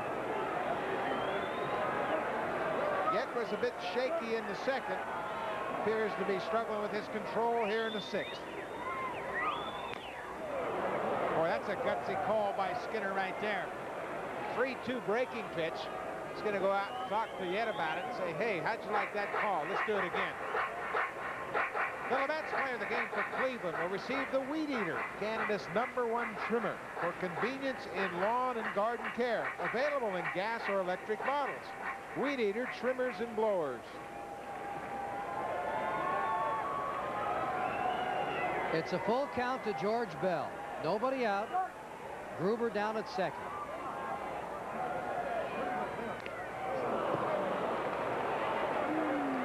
We're in the bottom of the 6th inning, and the Blue Jays are trailing by 4 runs. You can see that grimace. Bell still bothered by that shoulder that he injured diving for a ball in Anaheim. Trying to stretch it out a little bit. Here he goes. He looks like he could be David Letterman's younger brother, doesn't he? He can direct, too, this guy. Gives great orders. Bell to the shortstop. And he's out of there. Fermin checked the runner, Gruber. Gruber took a gamble, but he saw that the ball was going to bounce high enough that Fermin wouldn't be able to go after the lead runner, especially with a 4-run lead. He had to take the sure out and across the infield to retire Bell. Gruber advances to third base. Now McGriff, who doubled in the 2nd, grounded out in the 4th.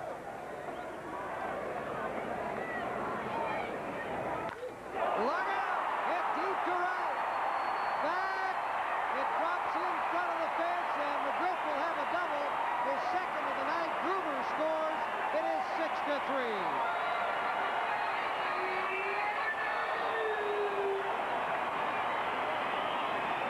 That'll be all for Rich Yett as Doc Edwards doesn't waste any time. McGriff jumped all over a first pitch curveball. I got to believe that Cito Gaston, sitting on the bench, put a bug in McGriff's ear saying, hey, he's thrown first pitch fast curveballs all night long. Go ahead and sit on that curveball. And that's what he does. Watch how he stays back on this pitch. It's a big breaking curveball, but boy, there's no movement at all. McGriff was looking for that pitch all the way. Talk about a picture-perfect swing. That's it. So Gaston over with Mosby, who's the next hitter. Scott Bales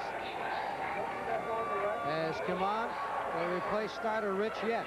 And this pitching change is brought to you by Absorbine Jr., Canada's #1 liniment. Nobody ever said running a daycare center was easy.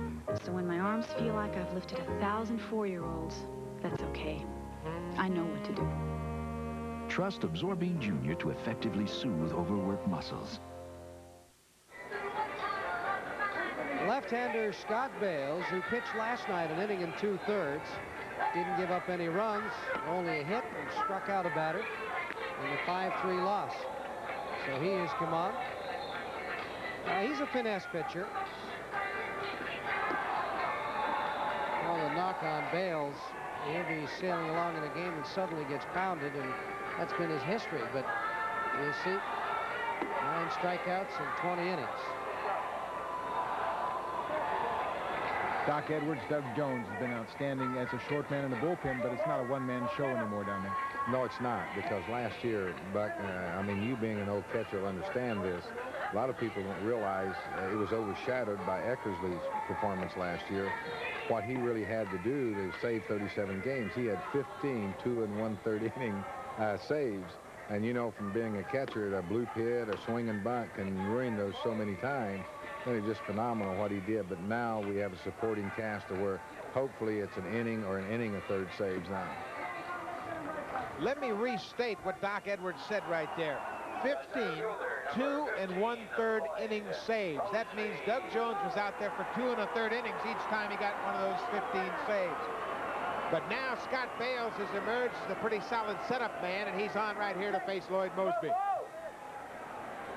McGriff at second. Breaking ball for a strike. Bales' lifetime is 4-0 with a save against the Blue Jays. He's been used as a starter and reliever for 3 years now. Just inside. Mosby. Effectively wild. That's what that is right there. Bales came with that big breaking slurve he throws in between a slider and a curveball. It has good velocity, but it breaks a lot bigger than a normal slider. And he busted him inside with a fastball. It's fouled back out of play. I guess if you had to make a comparison for Scott Bales, you'd have to compare him to a John Cerutti. You know, he can start, he can relieve, and he's more of a finesse pitcher along the lines of Cerutti, is he not? I think he throws a little harder than Cerutti.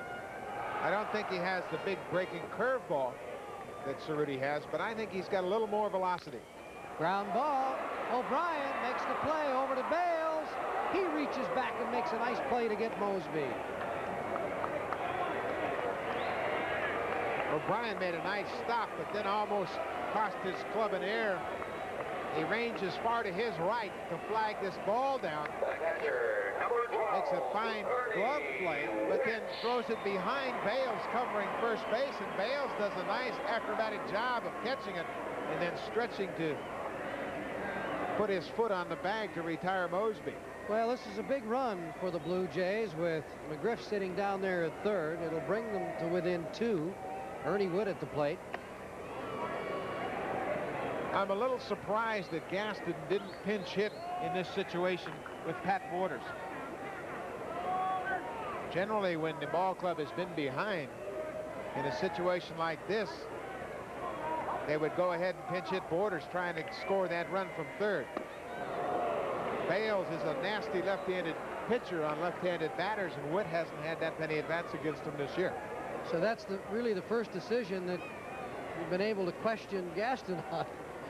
Because last night, of course, all he did was send Jimmy Key out there, who pitched 9 innings, and that pitch is low. 2-1.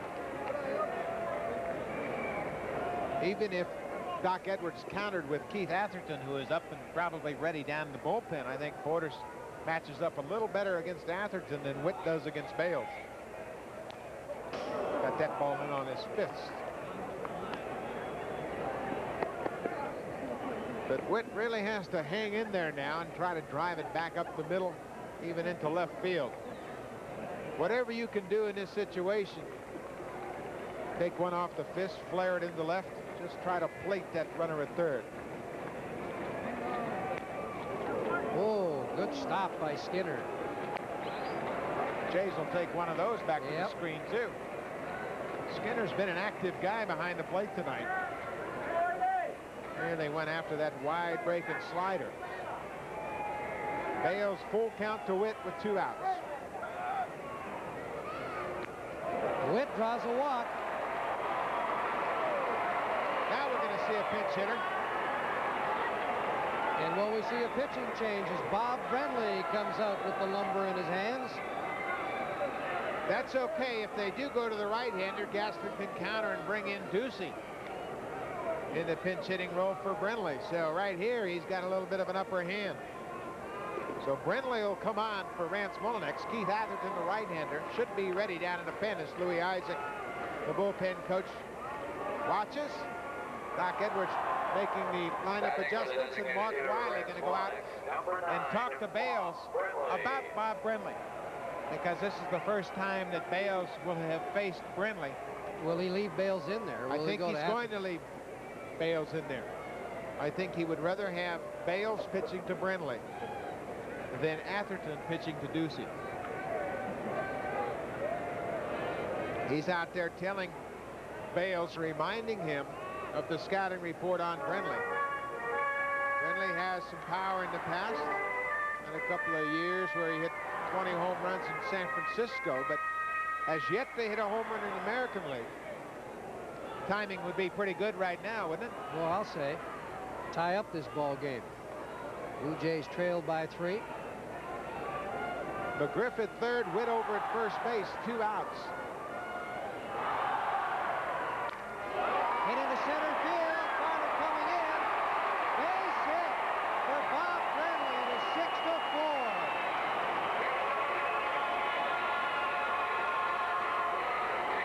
Last night, Brenly basically did the same thing. Hit one in a little flare in the center field. Pinch hit double he got last night, but this is a single, good for an RBI. And Brenly's pinch hit single to center with 2 outs cuts the Indians' lead to 2 at 6-4.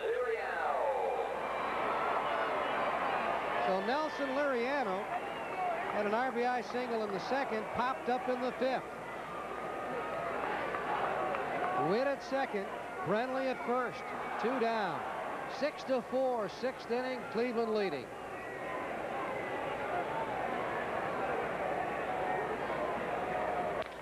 Fly ball, left field, deep to left. McDowell back, he can't get it. This ball game's going to be tied up. Here comes Ernie Witt. Here comes Bob Brenly. It's tied at 6. What a comeback by those Blue Jays.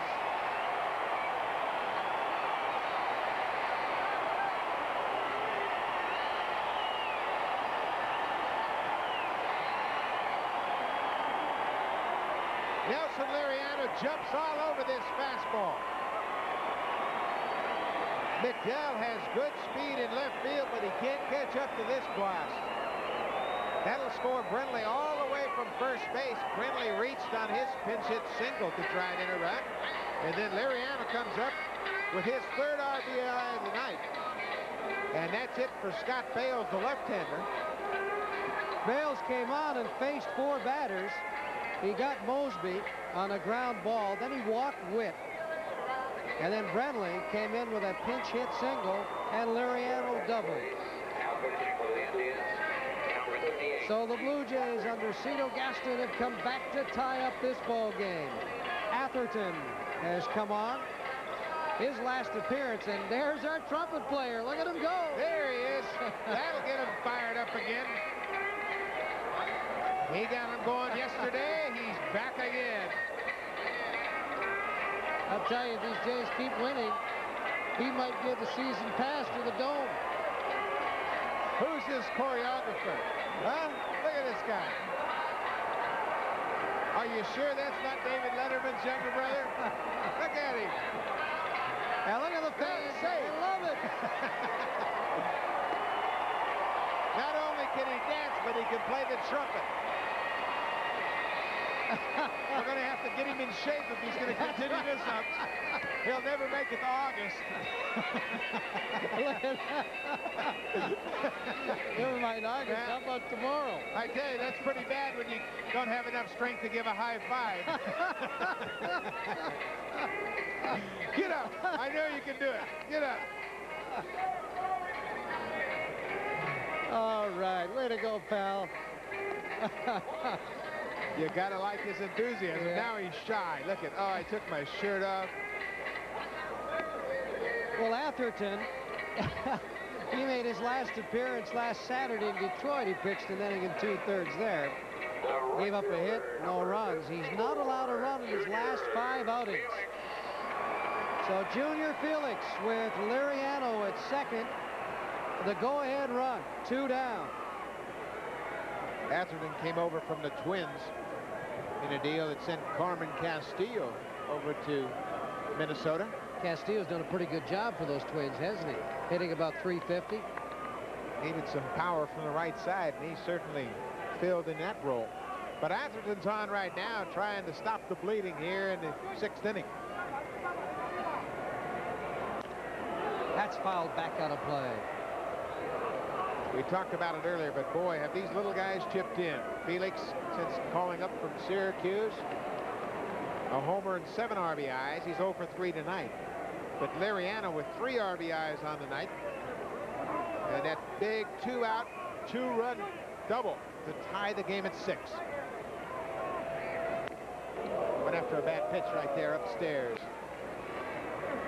Atherton has a good fastball, slider, and he'll throw a split-finger changeup. He's way out in front of the switch-hitting Felix. No balls and 2 strikes, 2 outs.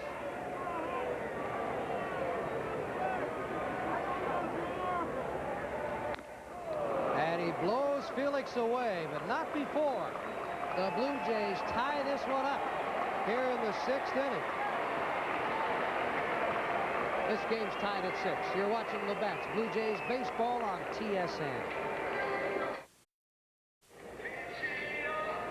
Well, how about this ball game tonight? 6-6, Cleveland and the Blue Jays. We're in the 7th inning. David Wells has come back out to pitch here in the 7th. So far, he has gone 4 1/3 innings. And allowed a single hit. That hit to Medina back in the 3rd inning. He's thrown 77 pitches so far. He has struck out 5, has walked a pair. 46 of those 77 pitches have been for strikes. And Tom Henke is still in the bullpen throwing. He sat down for a while, but I don't think Cito Gaston will leave Wells out there. The only reason that Wells is out there right now is that McDowell is the number 2 batter. McDowell, a left-handed batter. Brown, a switch hitter, leads it off. Wells' last batter in my mind will be Otomi McDowell, and he'll go to Henke to pitch to Carter and Snyder. Strike on the corner. But if Wells gets a couple of quick outs here, he's still got to go to Henke to pitch to Carter in my mind. Okay. We'll see what happens. That's hit into left field. Bell, he won't be able to get to it, and it's a foul ball.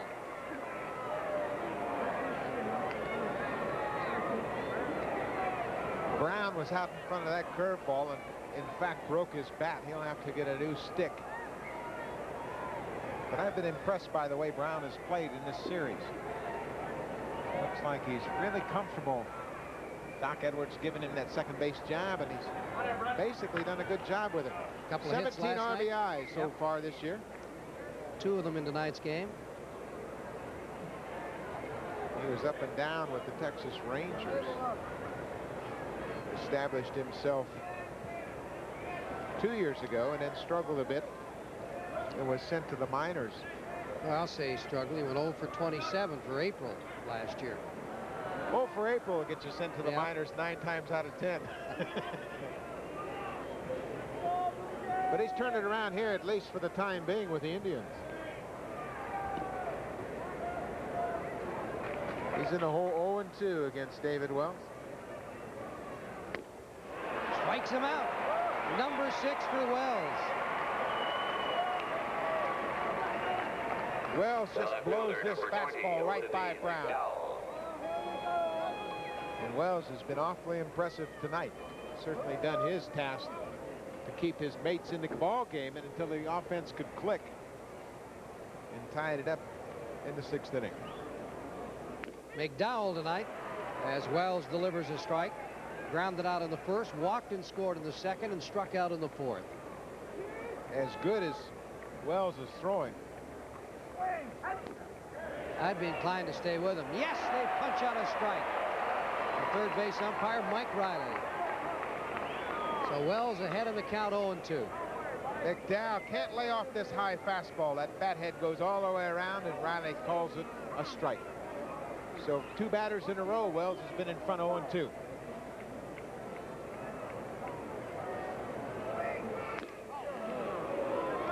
Boy, he's popping the ball now. I haven't seen Wells throw this hard all season. He's certainly popping it. I still say that Gaston might make the move and go with Henke to match up against Carter. Breaking ball a little high, 2-2. just on the fact that Wells has pitched 4 third innings. There's Carter, the right-handed batter, on deck. Hankey's ready. He threw last inning and then started the inning with Wells here in the 7th. Base hit up the middle.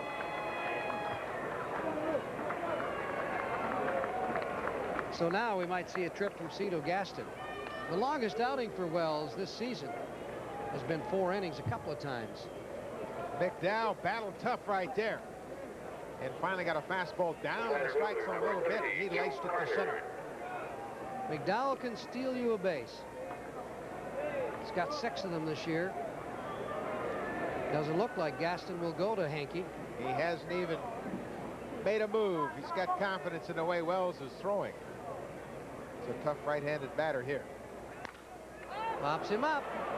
Liriano out into shallow center.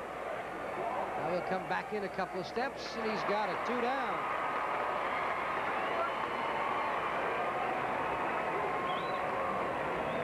Well, it's so easy to second guess a manager. I first guessed. I said it first. All I said was that's what I thought he would do. He didn't do it. He's sitting there discussing things with Al Whitmar, the pitching coach. I'm sure that he's going to rely on Whitmar's judgment somewhat. So with 2 down, Corey Snyder, he's 0 for 2 with a walk tonight. This game is tied at 6. We're in the 7th inning here at Exhibition Stadium in Toronto. Wells got Snyder to look at strike 3 last time up. McDowell working for a lead. Wells chases him back. The book on Snyder, you got to pitch him upstairs with good hard stuff. And Wells certainly has good velocity at this point in the ballgame. 6 strikeouts since coming on in relief from John Cerutti. There's another throw to first.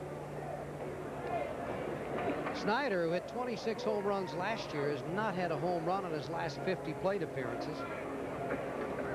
Just thought I'd mention that. It's a good point. He got off to a hot start, but he's certainly been cool. McDowell with a good lead. Got 1 step on the turf. Pitch out. Oh, they called a balk. Richie called a balk. I believe Richie did. Wells says no. Richie Garcia, the home plate umpire. See if there's a stop here. Watch his right foot. No. I didn't see anything wrong with that. Yep. Witt had called a pitch out. Boy, that's really a mistake if that is a balk on a pitch out. Because Witt had called a pitch out. Wells had to know that there was a pitch out coming. And to balk with a pitch out call. I didn't see any movement on that left knee. But it looked like they probably called him for no stop, which was really borderline questionable. But he certainly has to make enough stop. Let's have another look stop. at it, Buck. Take a look right here. Normal speed. Oh, wow, that's so close. He didn't stop. That's what it was. And what a mistake that is when you've got a pitch out call. Well, he got a break. It's all Snyder academic now. popped that one up to Felix out in right field. So we're heading to the bottom of the 7th inning. This game is tied at 6 as Wells got off the hook. You're watching Labatt's Blue Jays baseball on TSN. Well, there's our scoreboard behind home plate here at Exhibition Stadium in Toronto. You can see where the Indians scored 6 runs in the 2nd. 5 of them were unearned. An error by shortstop Tony Fernandez. Blue Jays came back with a pair, and then 4 more in the 6th inning to tie up this game. Keith Atherton out there pitching for the Cleveland Indians. Atherton with a record of no wins, a loss, and a couple of saves. Came on to get the final out in the 6th inning when he struck out Junior Felix with Liriano down at second base. Liriano had just delivered a double, a couple of RBIs to tie up this game. Now Fernandez, who is 0 for 3 tonight. He has to feel much better now that the ball club has tied the game up. You'll remember back in the 2nd inning, his error led to 5 unearned runs in that inning. Tony has had just 3 hits in his last 27 plate appearances. And he pops that one out into left field to Oddibe McDowell.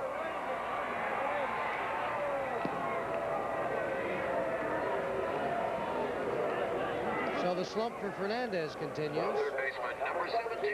You know, when a guy's struggling at the plate, you can almost expect him to make an error out in the field. Most people, but I don't think that bodes for Tony Fernandez. I just don't think he carries it out there with him because he is such a professional. But you're right, a lot of times batters will carry their slumps right out into the field. Gruber's had a good day today, 2 for 3. A couple of doubles. Double to the alley in right center and then double down the left field corner. Sure is a great sign for a struggling ball club, though, when they can come back from a 6-0 deficit, tie it up.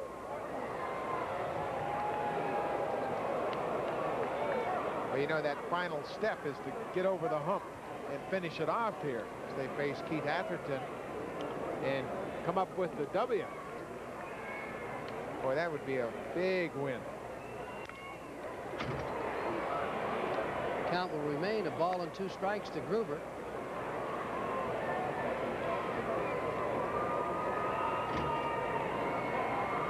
Indians came into this game tonight just a half a game behind Boston, and the Red Sox are out in California playing the Angels. Gruber pops that one out. O'Brien, the first baseman, and Brown is there, but O'Brien will take it. 2 down. Don't forget our next telecast, Friday night at 8:30 Eastern Time, the Blue Jays and the White Sox, and Montreal and San Francisco Wednesday, May the 24th, from San Francisco at 10:30 Eastern. We'll also be around Saturday night in Chicago as well, an 8:30 start.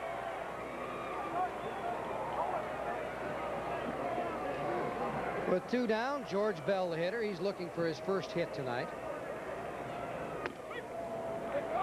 Little slider in there for strike 1. You look at the numbers on Atherton, and if you took the 17 hitters in the American League last year that hit 300 or better, they batted a combined 156 off Atherton.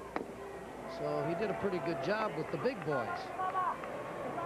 Well, you know, he was a setup guy for Jeff Reardon, and he really did a nice job going out there, pitching the 7th and 8th to get to Reardon. That's chop foul. Teamed up with Juan Berenguer to give the Twins a pretty formidable bullpen. But Bell behind Atherton right now. 1 ball, 2 strikes, 2 outs here in the 7th inning. Tie ball game, 6-6.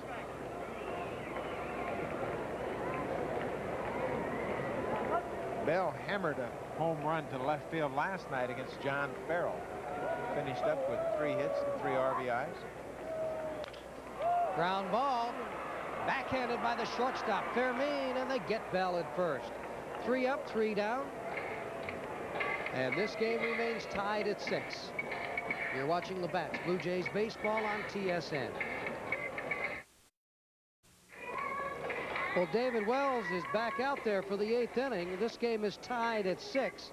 Wells so far has pitched 5 1/3, has given up a couple of hits, and has struck out 6. And he's done an excellent job. He'll be facing Pete O'Brien, Brooke Jacoby, and Luis Medina, the designated hitter for the Cleveland Indians. O'Brien homered back in the 2nd off left-hander John Cerutti, and then he has grounded out twice.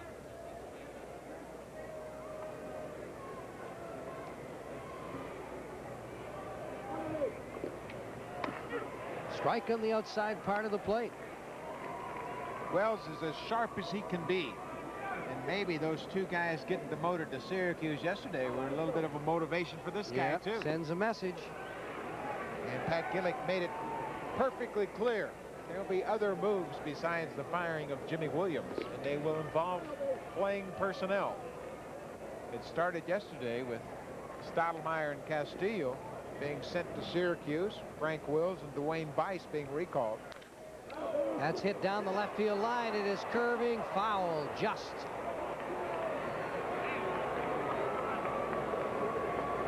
That just goes for a long strike.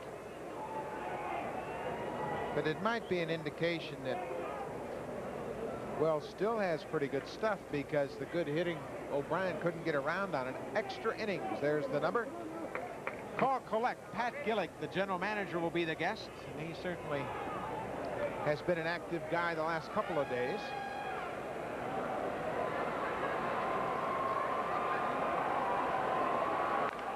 Ground ball right at McGriff. He can't hold on to it. O'Brien will head to second. Felix comes in. Gets it back into Liriano. So a ground ball that was scorched at McGriff. That was right at him, but it was hit pretty hard. Let's have another look at it. Right on his glove side. He never really got down or got in front of it. Let's see how they Well, there's our trumpet player. He has changed the tire. This guy. Number 26, Brock Jacoby. He's not all there. When was your first clue? I tell you, the Musicians Union might have a grievance right here. Galcito comes out of the dugout, takes the ball from Wells, who's done a fine job, and on comes Tom Henke. David Wells will get a nice round of applause from this gathering here tonight, as he did an outstanding job. That was only the third hit allowed by Wells since coming on in the second inning in relief of John Cerutti. Tips the cap to the fans and receives congratulations from his teammates around the dugout. Nice job by the young left-hander. He held the Indians at bay till the offense could get clicking. Jays tied it up with 4 runs of their own in the 6th inning. But a job well done by young left-handed David Wells. So that base hit by Pete O'Brien will go as a single, and Freddie McGriff will be charged with an error. His 7th error of the season. He only made 5 all last year.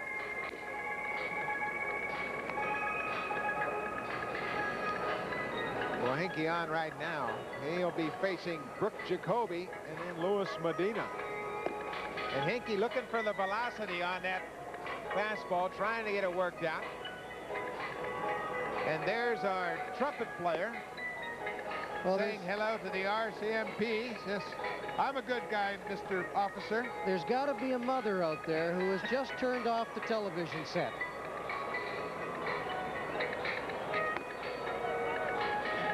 You have to be totally confident of yourself to dress up in that outfit.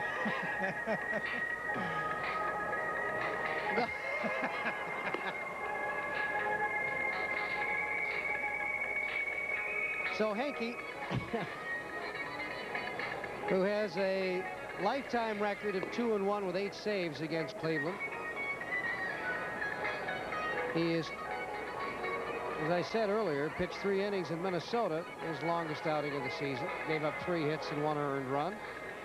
There's nothing fancy about Henke. He simply comes out and challenges the hitters. With O'Brien in scoring position, really the game on the line because it's tied at 6 here in the 8th inning. Jacoby is 0 for 3 tonight. Grounded out, struck out, and popped up.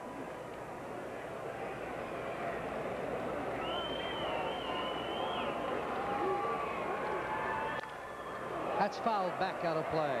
There's that velocity that the Jays have been looking for from the big right-hander. He went right after Jacoby and got him to go after that high fastball. Jacoby has had just 2 hits in his last 17 plate appearances. He likes the ball down out over the plate. Jacoby is one of those guys that understands his job right now. That's to advance O'Brien to third base. Take a shot to the right side. That ball almost got by Ernie Witt there. Medina, the on-deck batter, has 2 singles tonight. Now Mark Salas has come on deck. He'll pinch hit for Medina, just recently recalled from Colorado Springs. Outside, 2 balls and a strike to Jacoby. Dwayne Bice, just called up today, is down there in the bullpen. He was acquired from the California Angels back in spring training in a minor league deal. He's a sinker ball pitcher. That's outside, 3-1.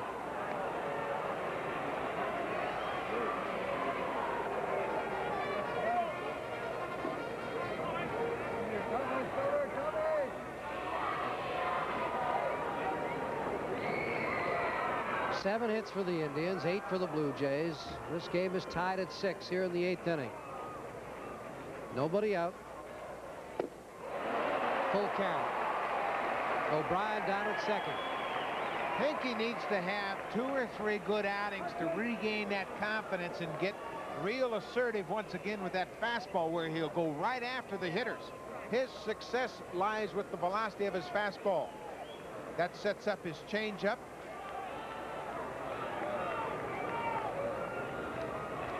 Gets him. Boy, that boosted his spirits when he fell behind 3-1 and then came back with 2 good fastballs when Jacoby could look for him and then just blows him away. Good location, good velocity. Big strikeout for Henke. Well, Howie Starkman, the Blue Jays PR director, just came in and informed us that the trumpeter's name is Claude Scott. He's appeared at Quebec Nordique games and some junior hockey arenas around the country. So I guess he knows what entertaining is all about. The White Sox and the Blue Jays, a 3-game series, begins May the 26th at 7:35.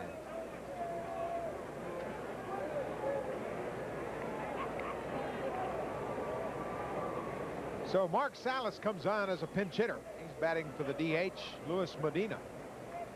Good fastball hitting Mark Salas. Salas was just called up. Couldn't get around on that one and fouls it off. Salas put some pretty good numbers on the board down at Colorado. Colorado Springs, where he hit .351, 5 home runs, 13 RBIs in just 25 games. But he's kicked around the big leagues. Played for St. Louis, Minnesota, the Yankees, and the White Sox over the past 5 seasons. The Chief. He's a much better offensive player than he is a defensive catcher, and he'll serve the role as a DH from the left side for Doc Edwards' Cleveland Indians ball club. Right now, he's matched up against Tom Henke. That's popped up, but it looks like it'll go out of play, and it does. About 10 rows back. Look at Gruber, just like a cat, jumped up on that tarp, never even missed a stride. I think that ankle's not giving him as much problem as we might think. A couple of doubles tonight. Scored a run, 2 for 4 on a night. Good to see him swinging the bat with a little more authority. Henke ahead in the count, a ball and 2 strikes. Gets him 2 in a row. Henke got down a couple of times ago when he came out to a round of boos by these fans, but just as soon as he starts throwing up to his abilities like this right here, change up, Salas out in front of it. They'll be right back in his corner. But boy, this is what Henke needs. A couple of big strikeouts in key situations, and now there's going to be another pinch hitter as Ernie Witt goes out and talks to Henke about Dave Clark, who's come on to the on-deck circle, swinging a leaded bat, and he'll bat for Joel Skinner. And he's a good strikeout candidate. He's had 1 hit in his last 10 at-bats, struck out 5 times. But he's hit 4 home runs in his last 10 ball games. He hit .360 against the Blue Jays last year. First-round pick back in '83 for the Cleveland Indians. Boy, he had a bang-up year a couple of years ago at Buffalo when he hit 30 homers and batted .340. So he's got some power credentials. And he's matched up against hard-throwing Tom Henke. And boy, it's good to see that velocity back. 2 big strikeouts for Henke. Jacoby and Salas here in the 8th inning. After a leadoff single by Pete O'Brien, and he went to second on an error by Fred McGriff. Clark likes the ball down out over the plate. Henke can heat him upstairs again. That's what he's trying to do.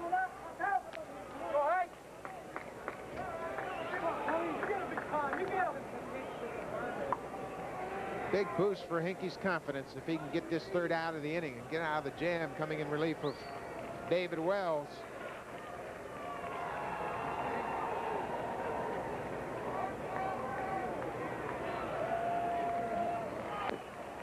Just misses outside. Boy, that was close.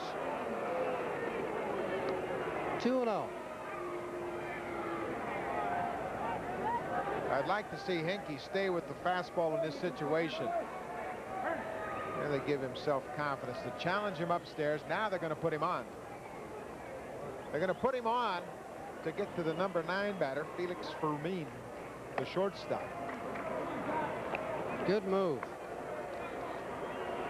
And now Doc Edwards, who has Mike Young, a switch-hitting outfielder, on the bench, can counter with Young or elect to go with Fermin. Looks like he's going to stick with the shortstop here in this tie game. Fermin was the guy that got on with an error, charged to Tony Fernandez, that opened the floodgates back in the second inning for 5 runs. And then he grounded out in the 4th and flied out in the 6th. Fermin 0 for 3, as Fergie mentioned. Up here with 2 outs. Let's see if Henke can shut the door here in the 8th. Inside for a ball.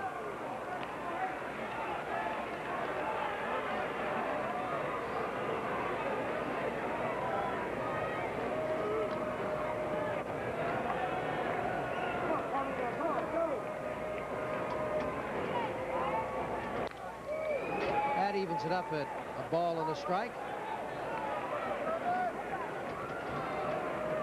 Well, you could drop a pin the first 3 or 4 innings, and then when our trumpet player arrived, all of a sudden things started happening. Brought the ball club to life as they responded with 4 runs in the 6th inning to tie the game up 6-6. There she is.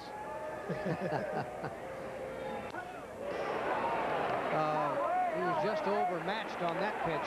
Fermin was. Here's where I'd like to see Henke drop down from the side and throw that fastball the way he did when he first came up in '85, second half of the year. And he had so much success. When he'd get ahead, he'd drop down from the side and throw that nasty fastball outside. Go ahead, Hank, drop down sidearm. He heard you. A little outside. 2-2. There has been a scoring change by Joe Sawchuk. They've given O'Brien a double, and no error has been charged to McGriff. That was a tough play. Good call by Joe. If it's a base hit, it can't be an error to get him to second.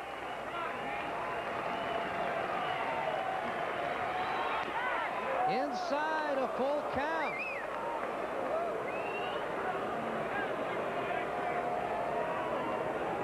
Fermin hanging tough. This will enable the runners to start at first and second with 2 outs and a full count. The infielders will have to go across the infield on a ground ball off the bat of Fermin.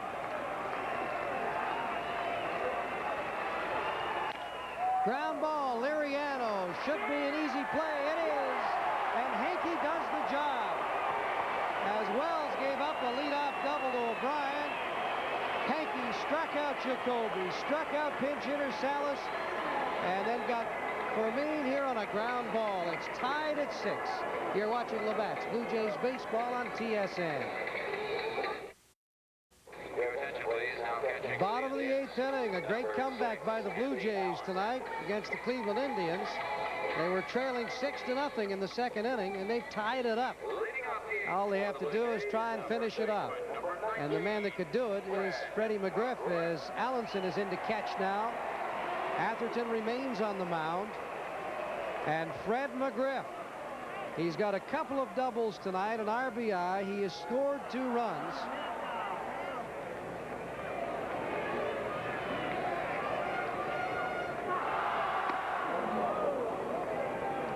After a high slider right there, you know, when you see a hanging slider like that, you have a tendency to go after it, even though it's out of the strike zone, because it's so inviting to chase. But McGriff went out of his element, away from his strength right there. Good slider from Atherton as he corrected that first pitch and got it down, finished up the slider and got it down in the inner half of the plate. Now they'll probably try to go upstairs with 2 strikes. Up and away. The book on McGriff is trying to pound him across the strike zone and up.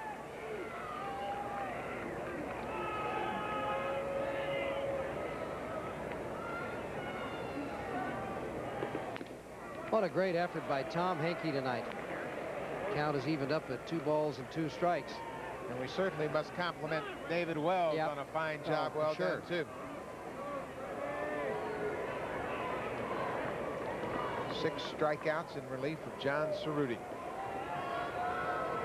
Cerutti's off the hook. Went out of the strike zone for that one for Atherton, his 2nd strikeout. Textbook pitching to Fred McGriff. Goes upstairs, and McGriff can't lay off that high fastball.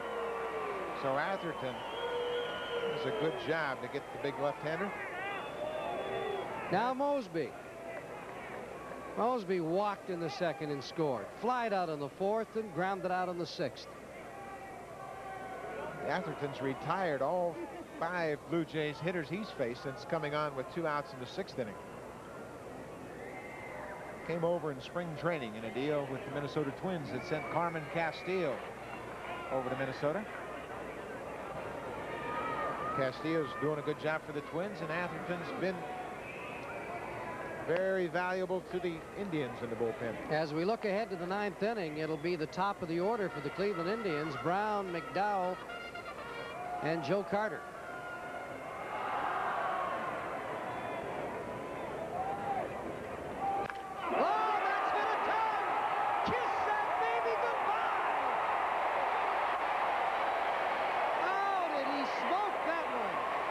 The Blue Jays lead it 7-6, and the shaker has come through.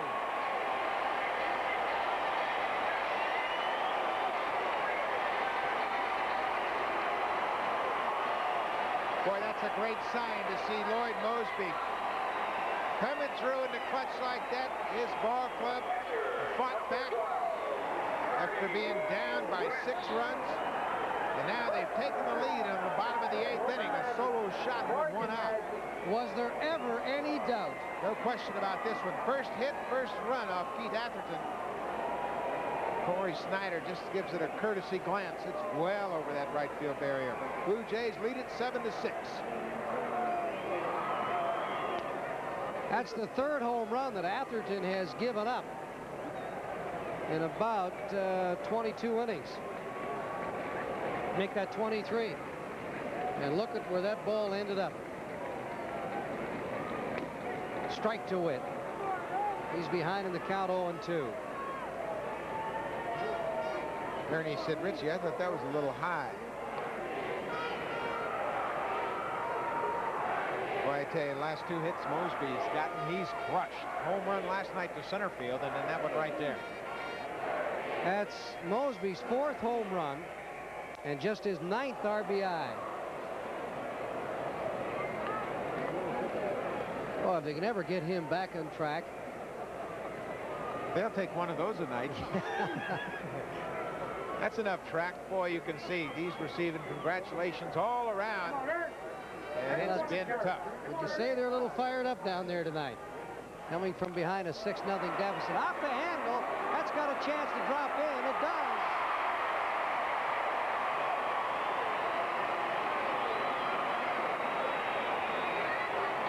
Ernie Witt drops one in front of Joe Carter for his first hit of the night. Atherton gets it inside to Witt. He fights it off with 2 strikes and just drops it in front of Joe Carter. So Atherton, after striking out McGriff to start things off in the 8th, gives up a long home run to Mosby. And now a 1-out base hit to Ernie Witt. Bob Brenly with that pinch hit single back in the 6th inning. Well, that was a big hit, wasn't it? 2 at-bats in a row. Last night he got a pinch double to center. Tonight, pinch single to center. Low and away. 2 balls and no strikes. Johnny McLaren flashing some signs down there as Brenly's out in front of Atherton. 2 balls, no strikes. Witt on first base, 1 out. 1 run in the inning. Blue Jays lead it 7-6. Brantley is 4 for 8 as a pinch hitter.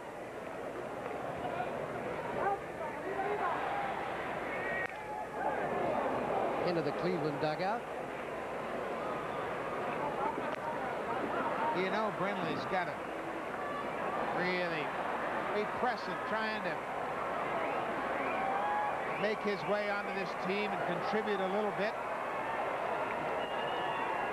A couple of big hits the last couple of nights, and that RBI single in 6 certainly had to make him feel good. There goes Ernie, and the throw down, and Ernie is an easy put-out, so he had, with 2 down, to the next hitter, Nelson Liriano.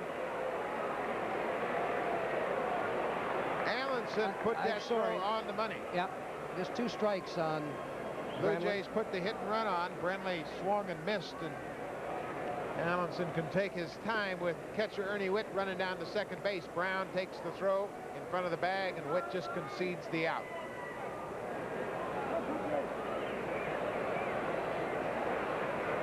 Just 2 down.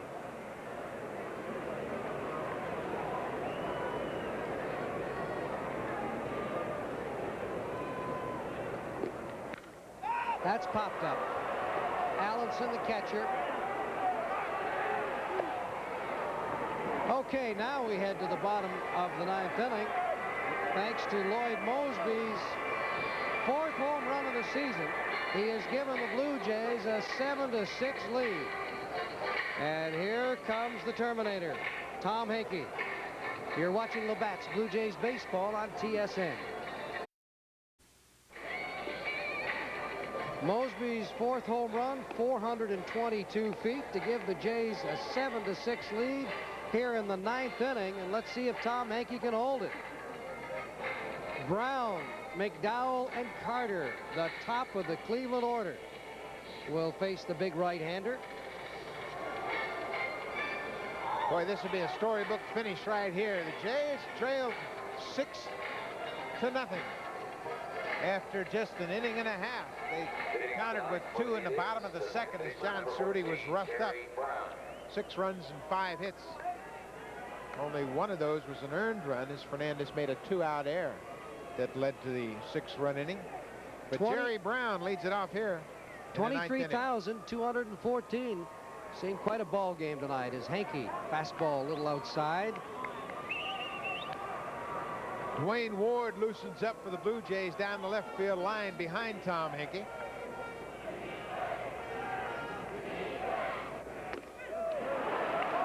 Evens it up for the ball and a strike. This is just what the doctor ordered. Some innings, a couple of strikeouts, chance to air out that fastball. Good changeup right there. Why, I tell you, you can see Henke getting more confident with each pitch.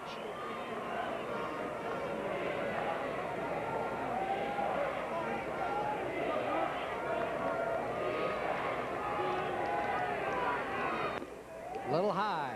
Looks like he tried to overthrow that just a bit. That's all right. I'd like to see him put that little extra effort in it. Really rear back and go after these hitters. Here's the 2-2 pitch. It's fouled back out of play.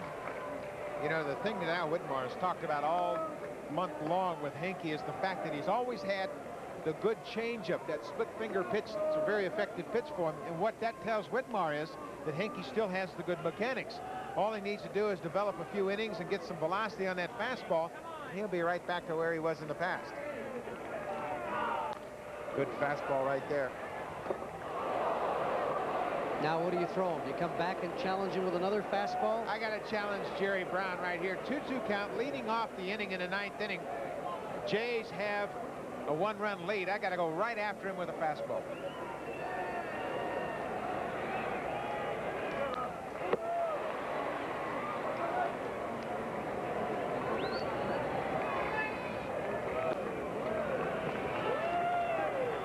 Don't forget, it's Thermal Bag Day. Monday, May the 22nd, Victoria Day holiday. The Twins and the Jays. Change up. Full count.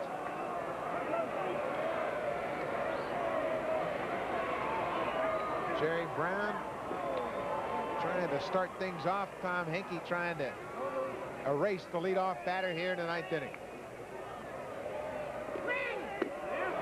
A little low. And Brown draws a walk.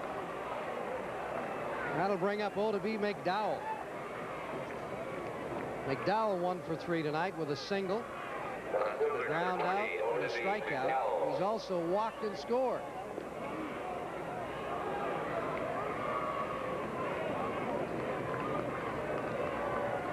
Do you play for the tie?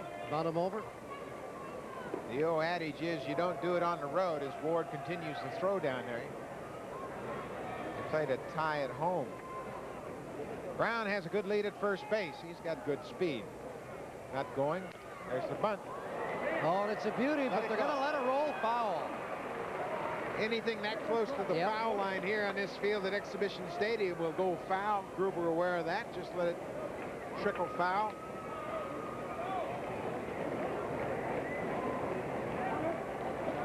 So Doc Edwards trying to play mind games with Cito Gaston. Now Widmar's going to go out and have a talk with Henke. He chatted with Gaston, and they wanted to make sure they knew what they would do. He's got to go out and talk to Henke now, saying, hey, don't take the bunt for granted. They might cross you up and go with the hit and run in this situation because McDowell's a pretty good contact hitter, and they have good speed at first base in Jerry Brown. So Widmar wanted to go out there and make sure that Henke doesn't let up, doesn't come in there with that fastball expecting a sacrifice bunt. Come hard in case they switch off on you. Making sure that they have their minds together, and Widmar has put in some mileage the last couple of games. Yeah, I'll say he has. He was telling me before the game, he said, you know, I said to Jimmy Williams back in spring training that if you want me to walk out to the mound this year, he says, I'm ready. He's undergone a couple of operations. And good to see him walking out there. Jerry Brown at first base. O.B. McDowell, the batter. Well, he's got, McDowell's got 7 bunt hits this year, so he's an excellent bunter. That throw to first base was by design to see if McDowell might tip his hand and slide his hand up the bat, showing whether or not he's going to bunt. He didn't do it. Let's see if Doc Edwards puts the hit and run on. Bunt again. Good bunt this time. Gruber will have to go to first. Bang, Just bang. get it. Whoa. So now it'll be up to the big guns in the Cleveland lineup. Perfect bunt by O.B. McDowell. Gruber right on top of him. Takes a glance to second. Now has to go to first, but McDowell has good speed. Ted Henry, first base umpire, just says it nipped him by a step. So with 1 down, you've got Joe Carter and Corey Snyder to face. Jerry Brown, leadoff walk down at second. Sacrifice there by O.B. McDowell. 1 for 3 Joe Carter is on the night. Double down the left field corner. Got an RBI. 2 RBIs. Check that. Uh-oh. Hope that one drifts foul. Foul ball. Oh, brother. Oh, that was hit a ton. Look at George Bell. Wow. Yow, I can't believe that one. Well, there was no question about the length, just about the direction. Henke says, well, I dodged that bullet. Now let's get to work. Just a long strike. Look at Bell. Wow. How about that one, Hat? Don't see a ball hit much harder than that one. It was hit so hard it almost didn't have time to go foul. Just a long, loud strike. Changeup pulled There's foul. another loud strike. A rope that's foul. So Henke's ahead on the count 0-2.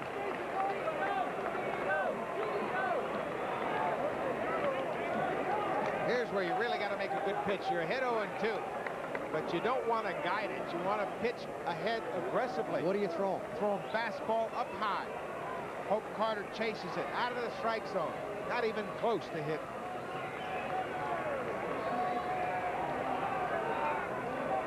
Sidearm.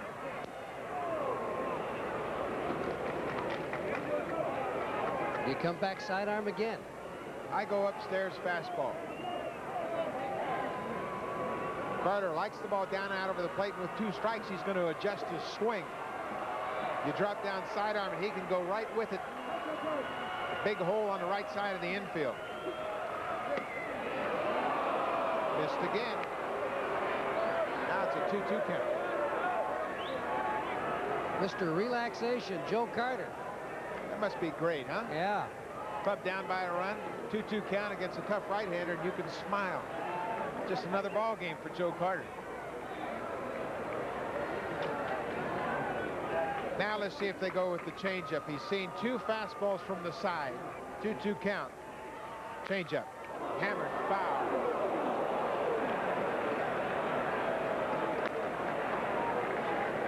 Hope there's no one hurt down there.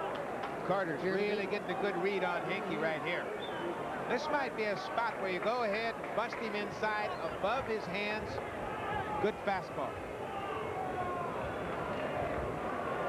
Don't try to throw a Hankey's got strike to reach necessarily. back for a little extra in this situation. These are classic confrontations right here. Great clutch hitting power hitter in Joe Carter. The Terminator, Tom Hinkie.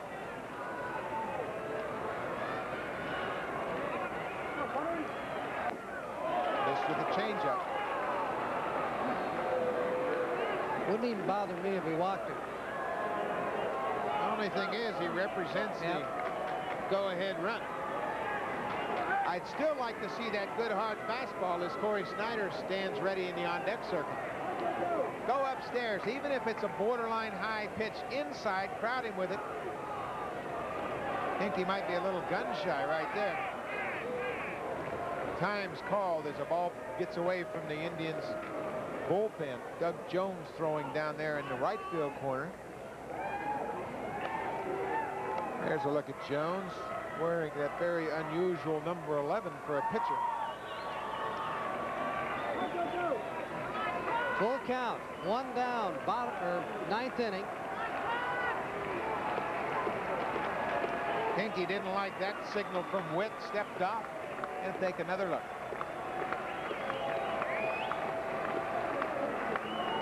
Good look at the signs. Series of signs with Brown at second base.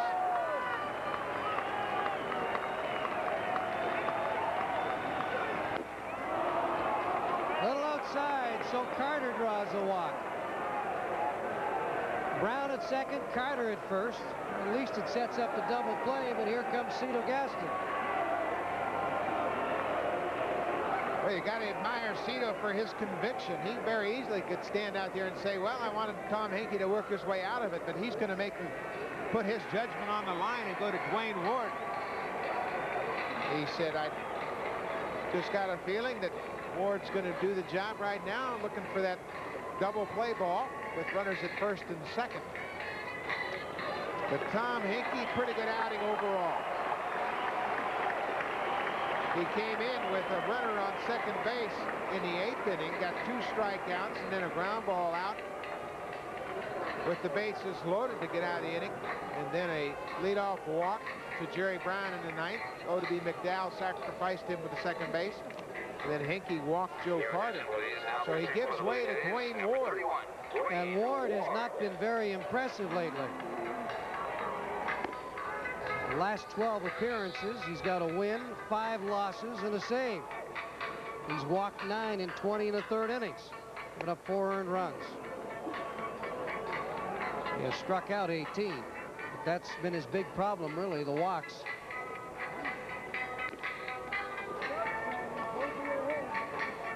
You know, you look back at Ward and Hinkie last year, Buck, and between them, they combined for 40 saves. So far, they've got 3 between them.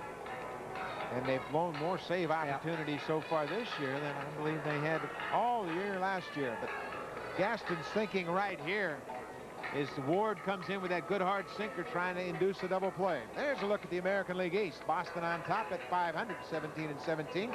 They'll play out in Anaheim later on tonight. Remember we saw the Yankees in New York, and Steve, that one hitter the first night, we were saying to ourselves walking away from the ballpark, boy, those Yankees look awful. Terrible. And look what they've done. They've come back to a couple of games under 500. At one point they were 1-7. Yeah. But they've turned it around.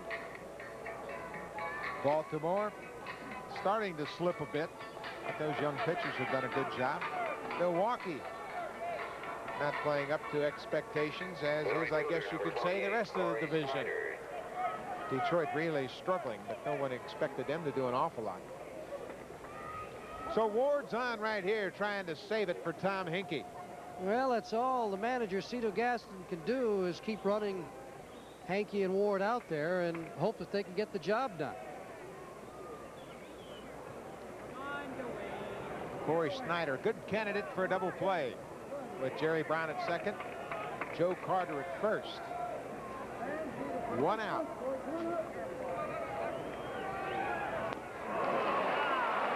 Good breaking pitch.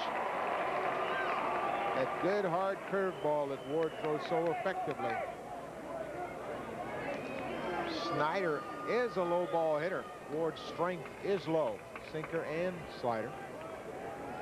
Snyder Hard leads the curveball. club in strikeouts, so he's a good candidate for a strikeout. And that's what the Jays, Dwayne Ward, needs right here, or the double play ball.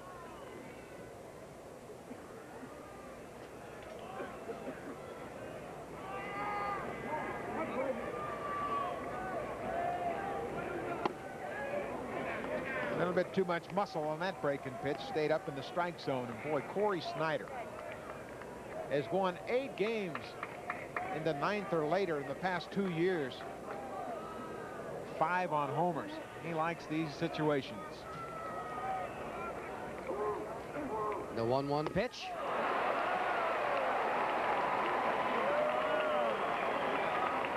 Ward had some mustard on that fastball. He went upstairs.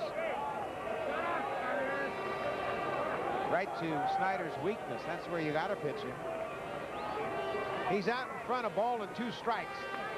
This is where you really got to put the pressure on Snyder and go right after him. Pete O'Brien in the on-deck circle. Ground ball, base hit. Bell's charging. The throw to the plate. Which got him.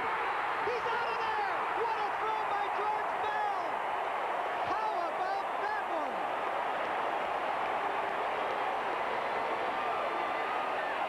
Jerry Brown has outstanding speed. Got a good jump off the bag at second. And I don't think you'll ever see George Bell make a better catch and throw than this one right here. Puts it on the money. Ernie Witt up to make the tag. Brown, outstanding speed. Richie Garcia right on top of the plate. What Bell did was he got it quickly and really got rid of it cleanly. Makes a perfect on-the-money throw. One hop right to Ernie Witt on the fly. Puts the tag on. He tagged him. Nice play all around. Garcia standing right there. That's what makes the play right there, how quickly Bell got rid of it. In times in the past, we've seen Bell take too long to unload, but right there, he really unloaded quickly. And such an accurate throw. Now they're going to walk O'Brien to pitch to Jacoby. So the bases are loaded. Snyder gets credited with a single to left field. He went to second on Bell's throw home. Carter is at third base. Brown is out 7-2 for the second out of the inning. Now the only thing you have to watch in this situation is Ward's ability to throw strikes. Well, sooner or later, one of these pitchers is going to have to come through with a big out. I think the time is right now. So it has come down to this.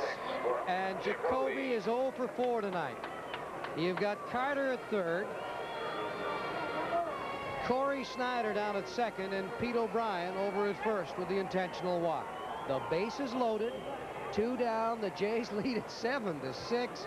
And here's Brooke Jacoby. He has struck out twice tonight.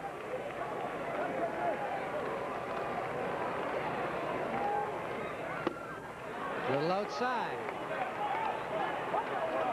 Joe Carter really broke hard down the third base line with Gruber so deep at third base. He really got a big lead off there and kind of distracted Ward on that first pitch.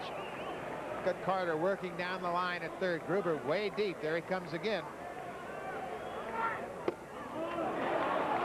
Now you got to know that Jacoby's going to take a strike. I would think in this situation he's ahead of the count, 2 balls and no strikes. Ernie Witt going out to have a little chat with Ward, saying, hey, just air it out. I know you can throw me a strike. You don't want to be guiding it at this situation.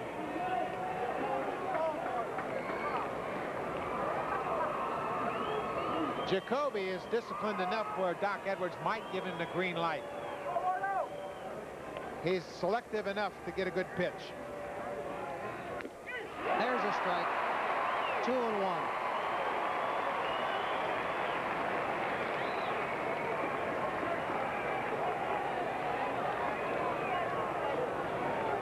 Jacoby, a lifetime 300 hitter against these Blue Jays.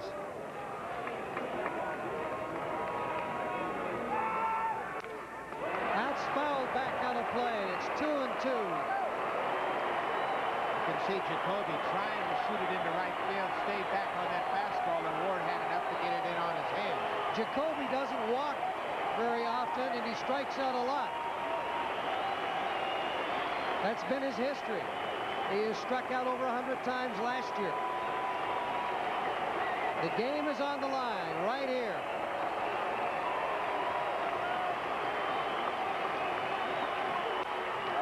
Fouled back out of play.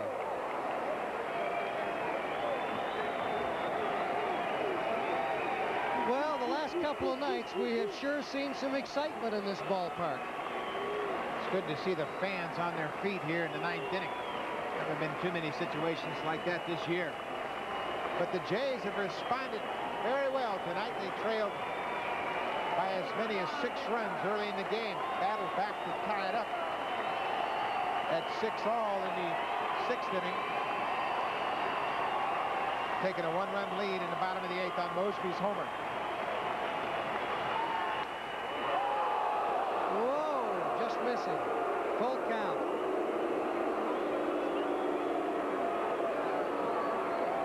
Bases loaded, full count. Jays lead by 1. You know what he's going to get now. Ward's got to come with a fastball. He gets him! The Jays win it! 7-6. How about these Blue Jays?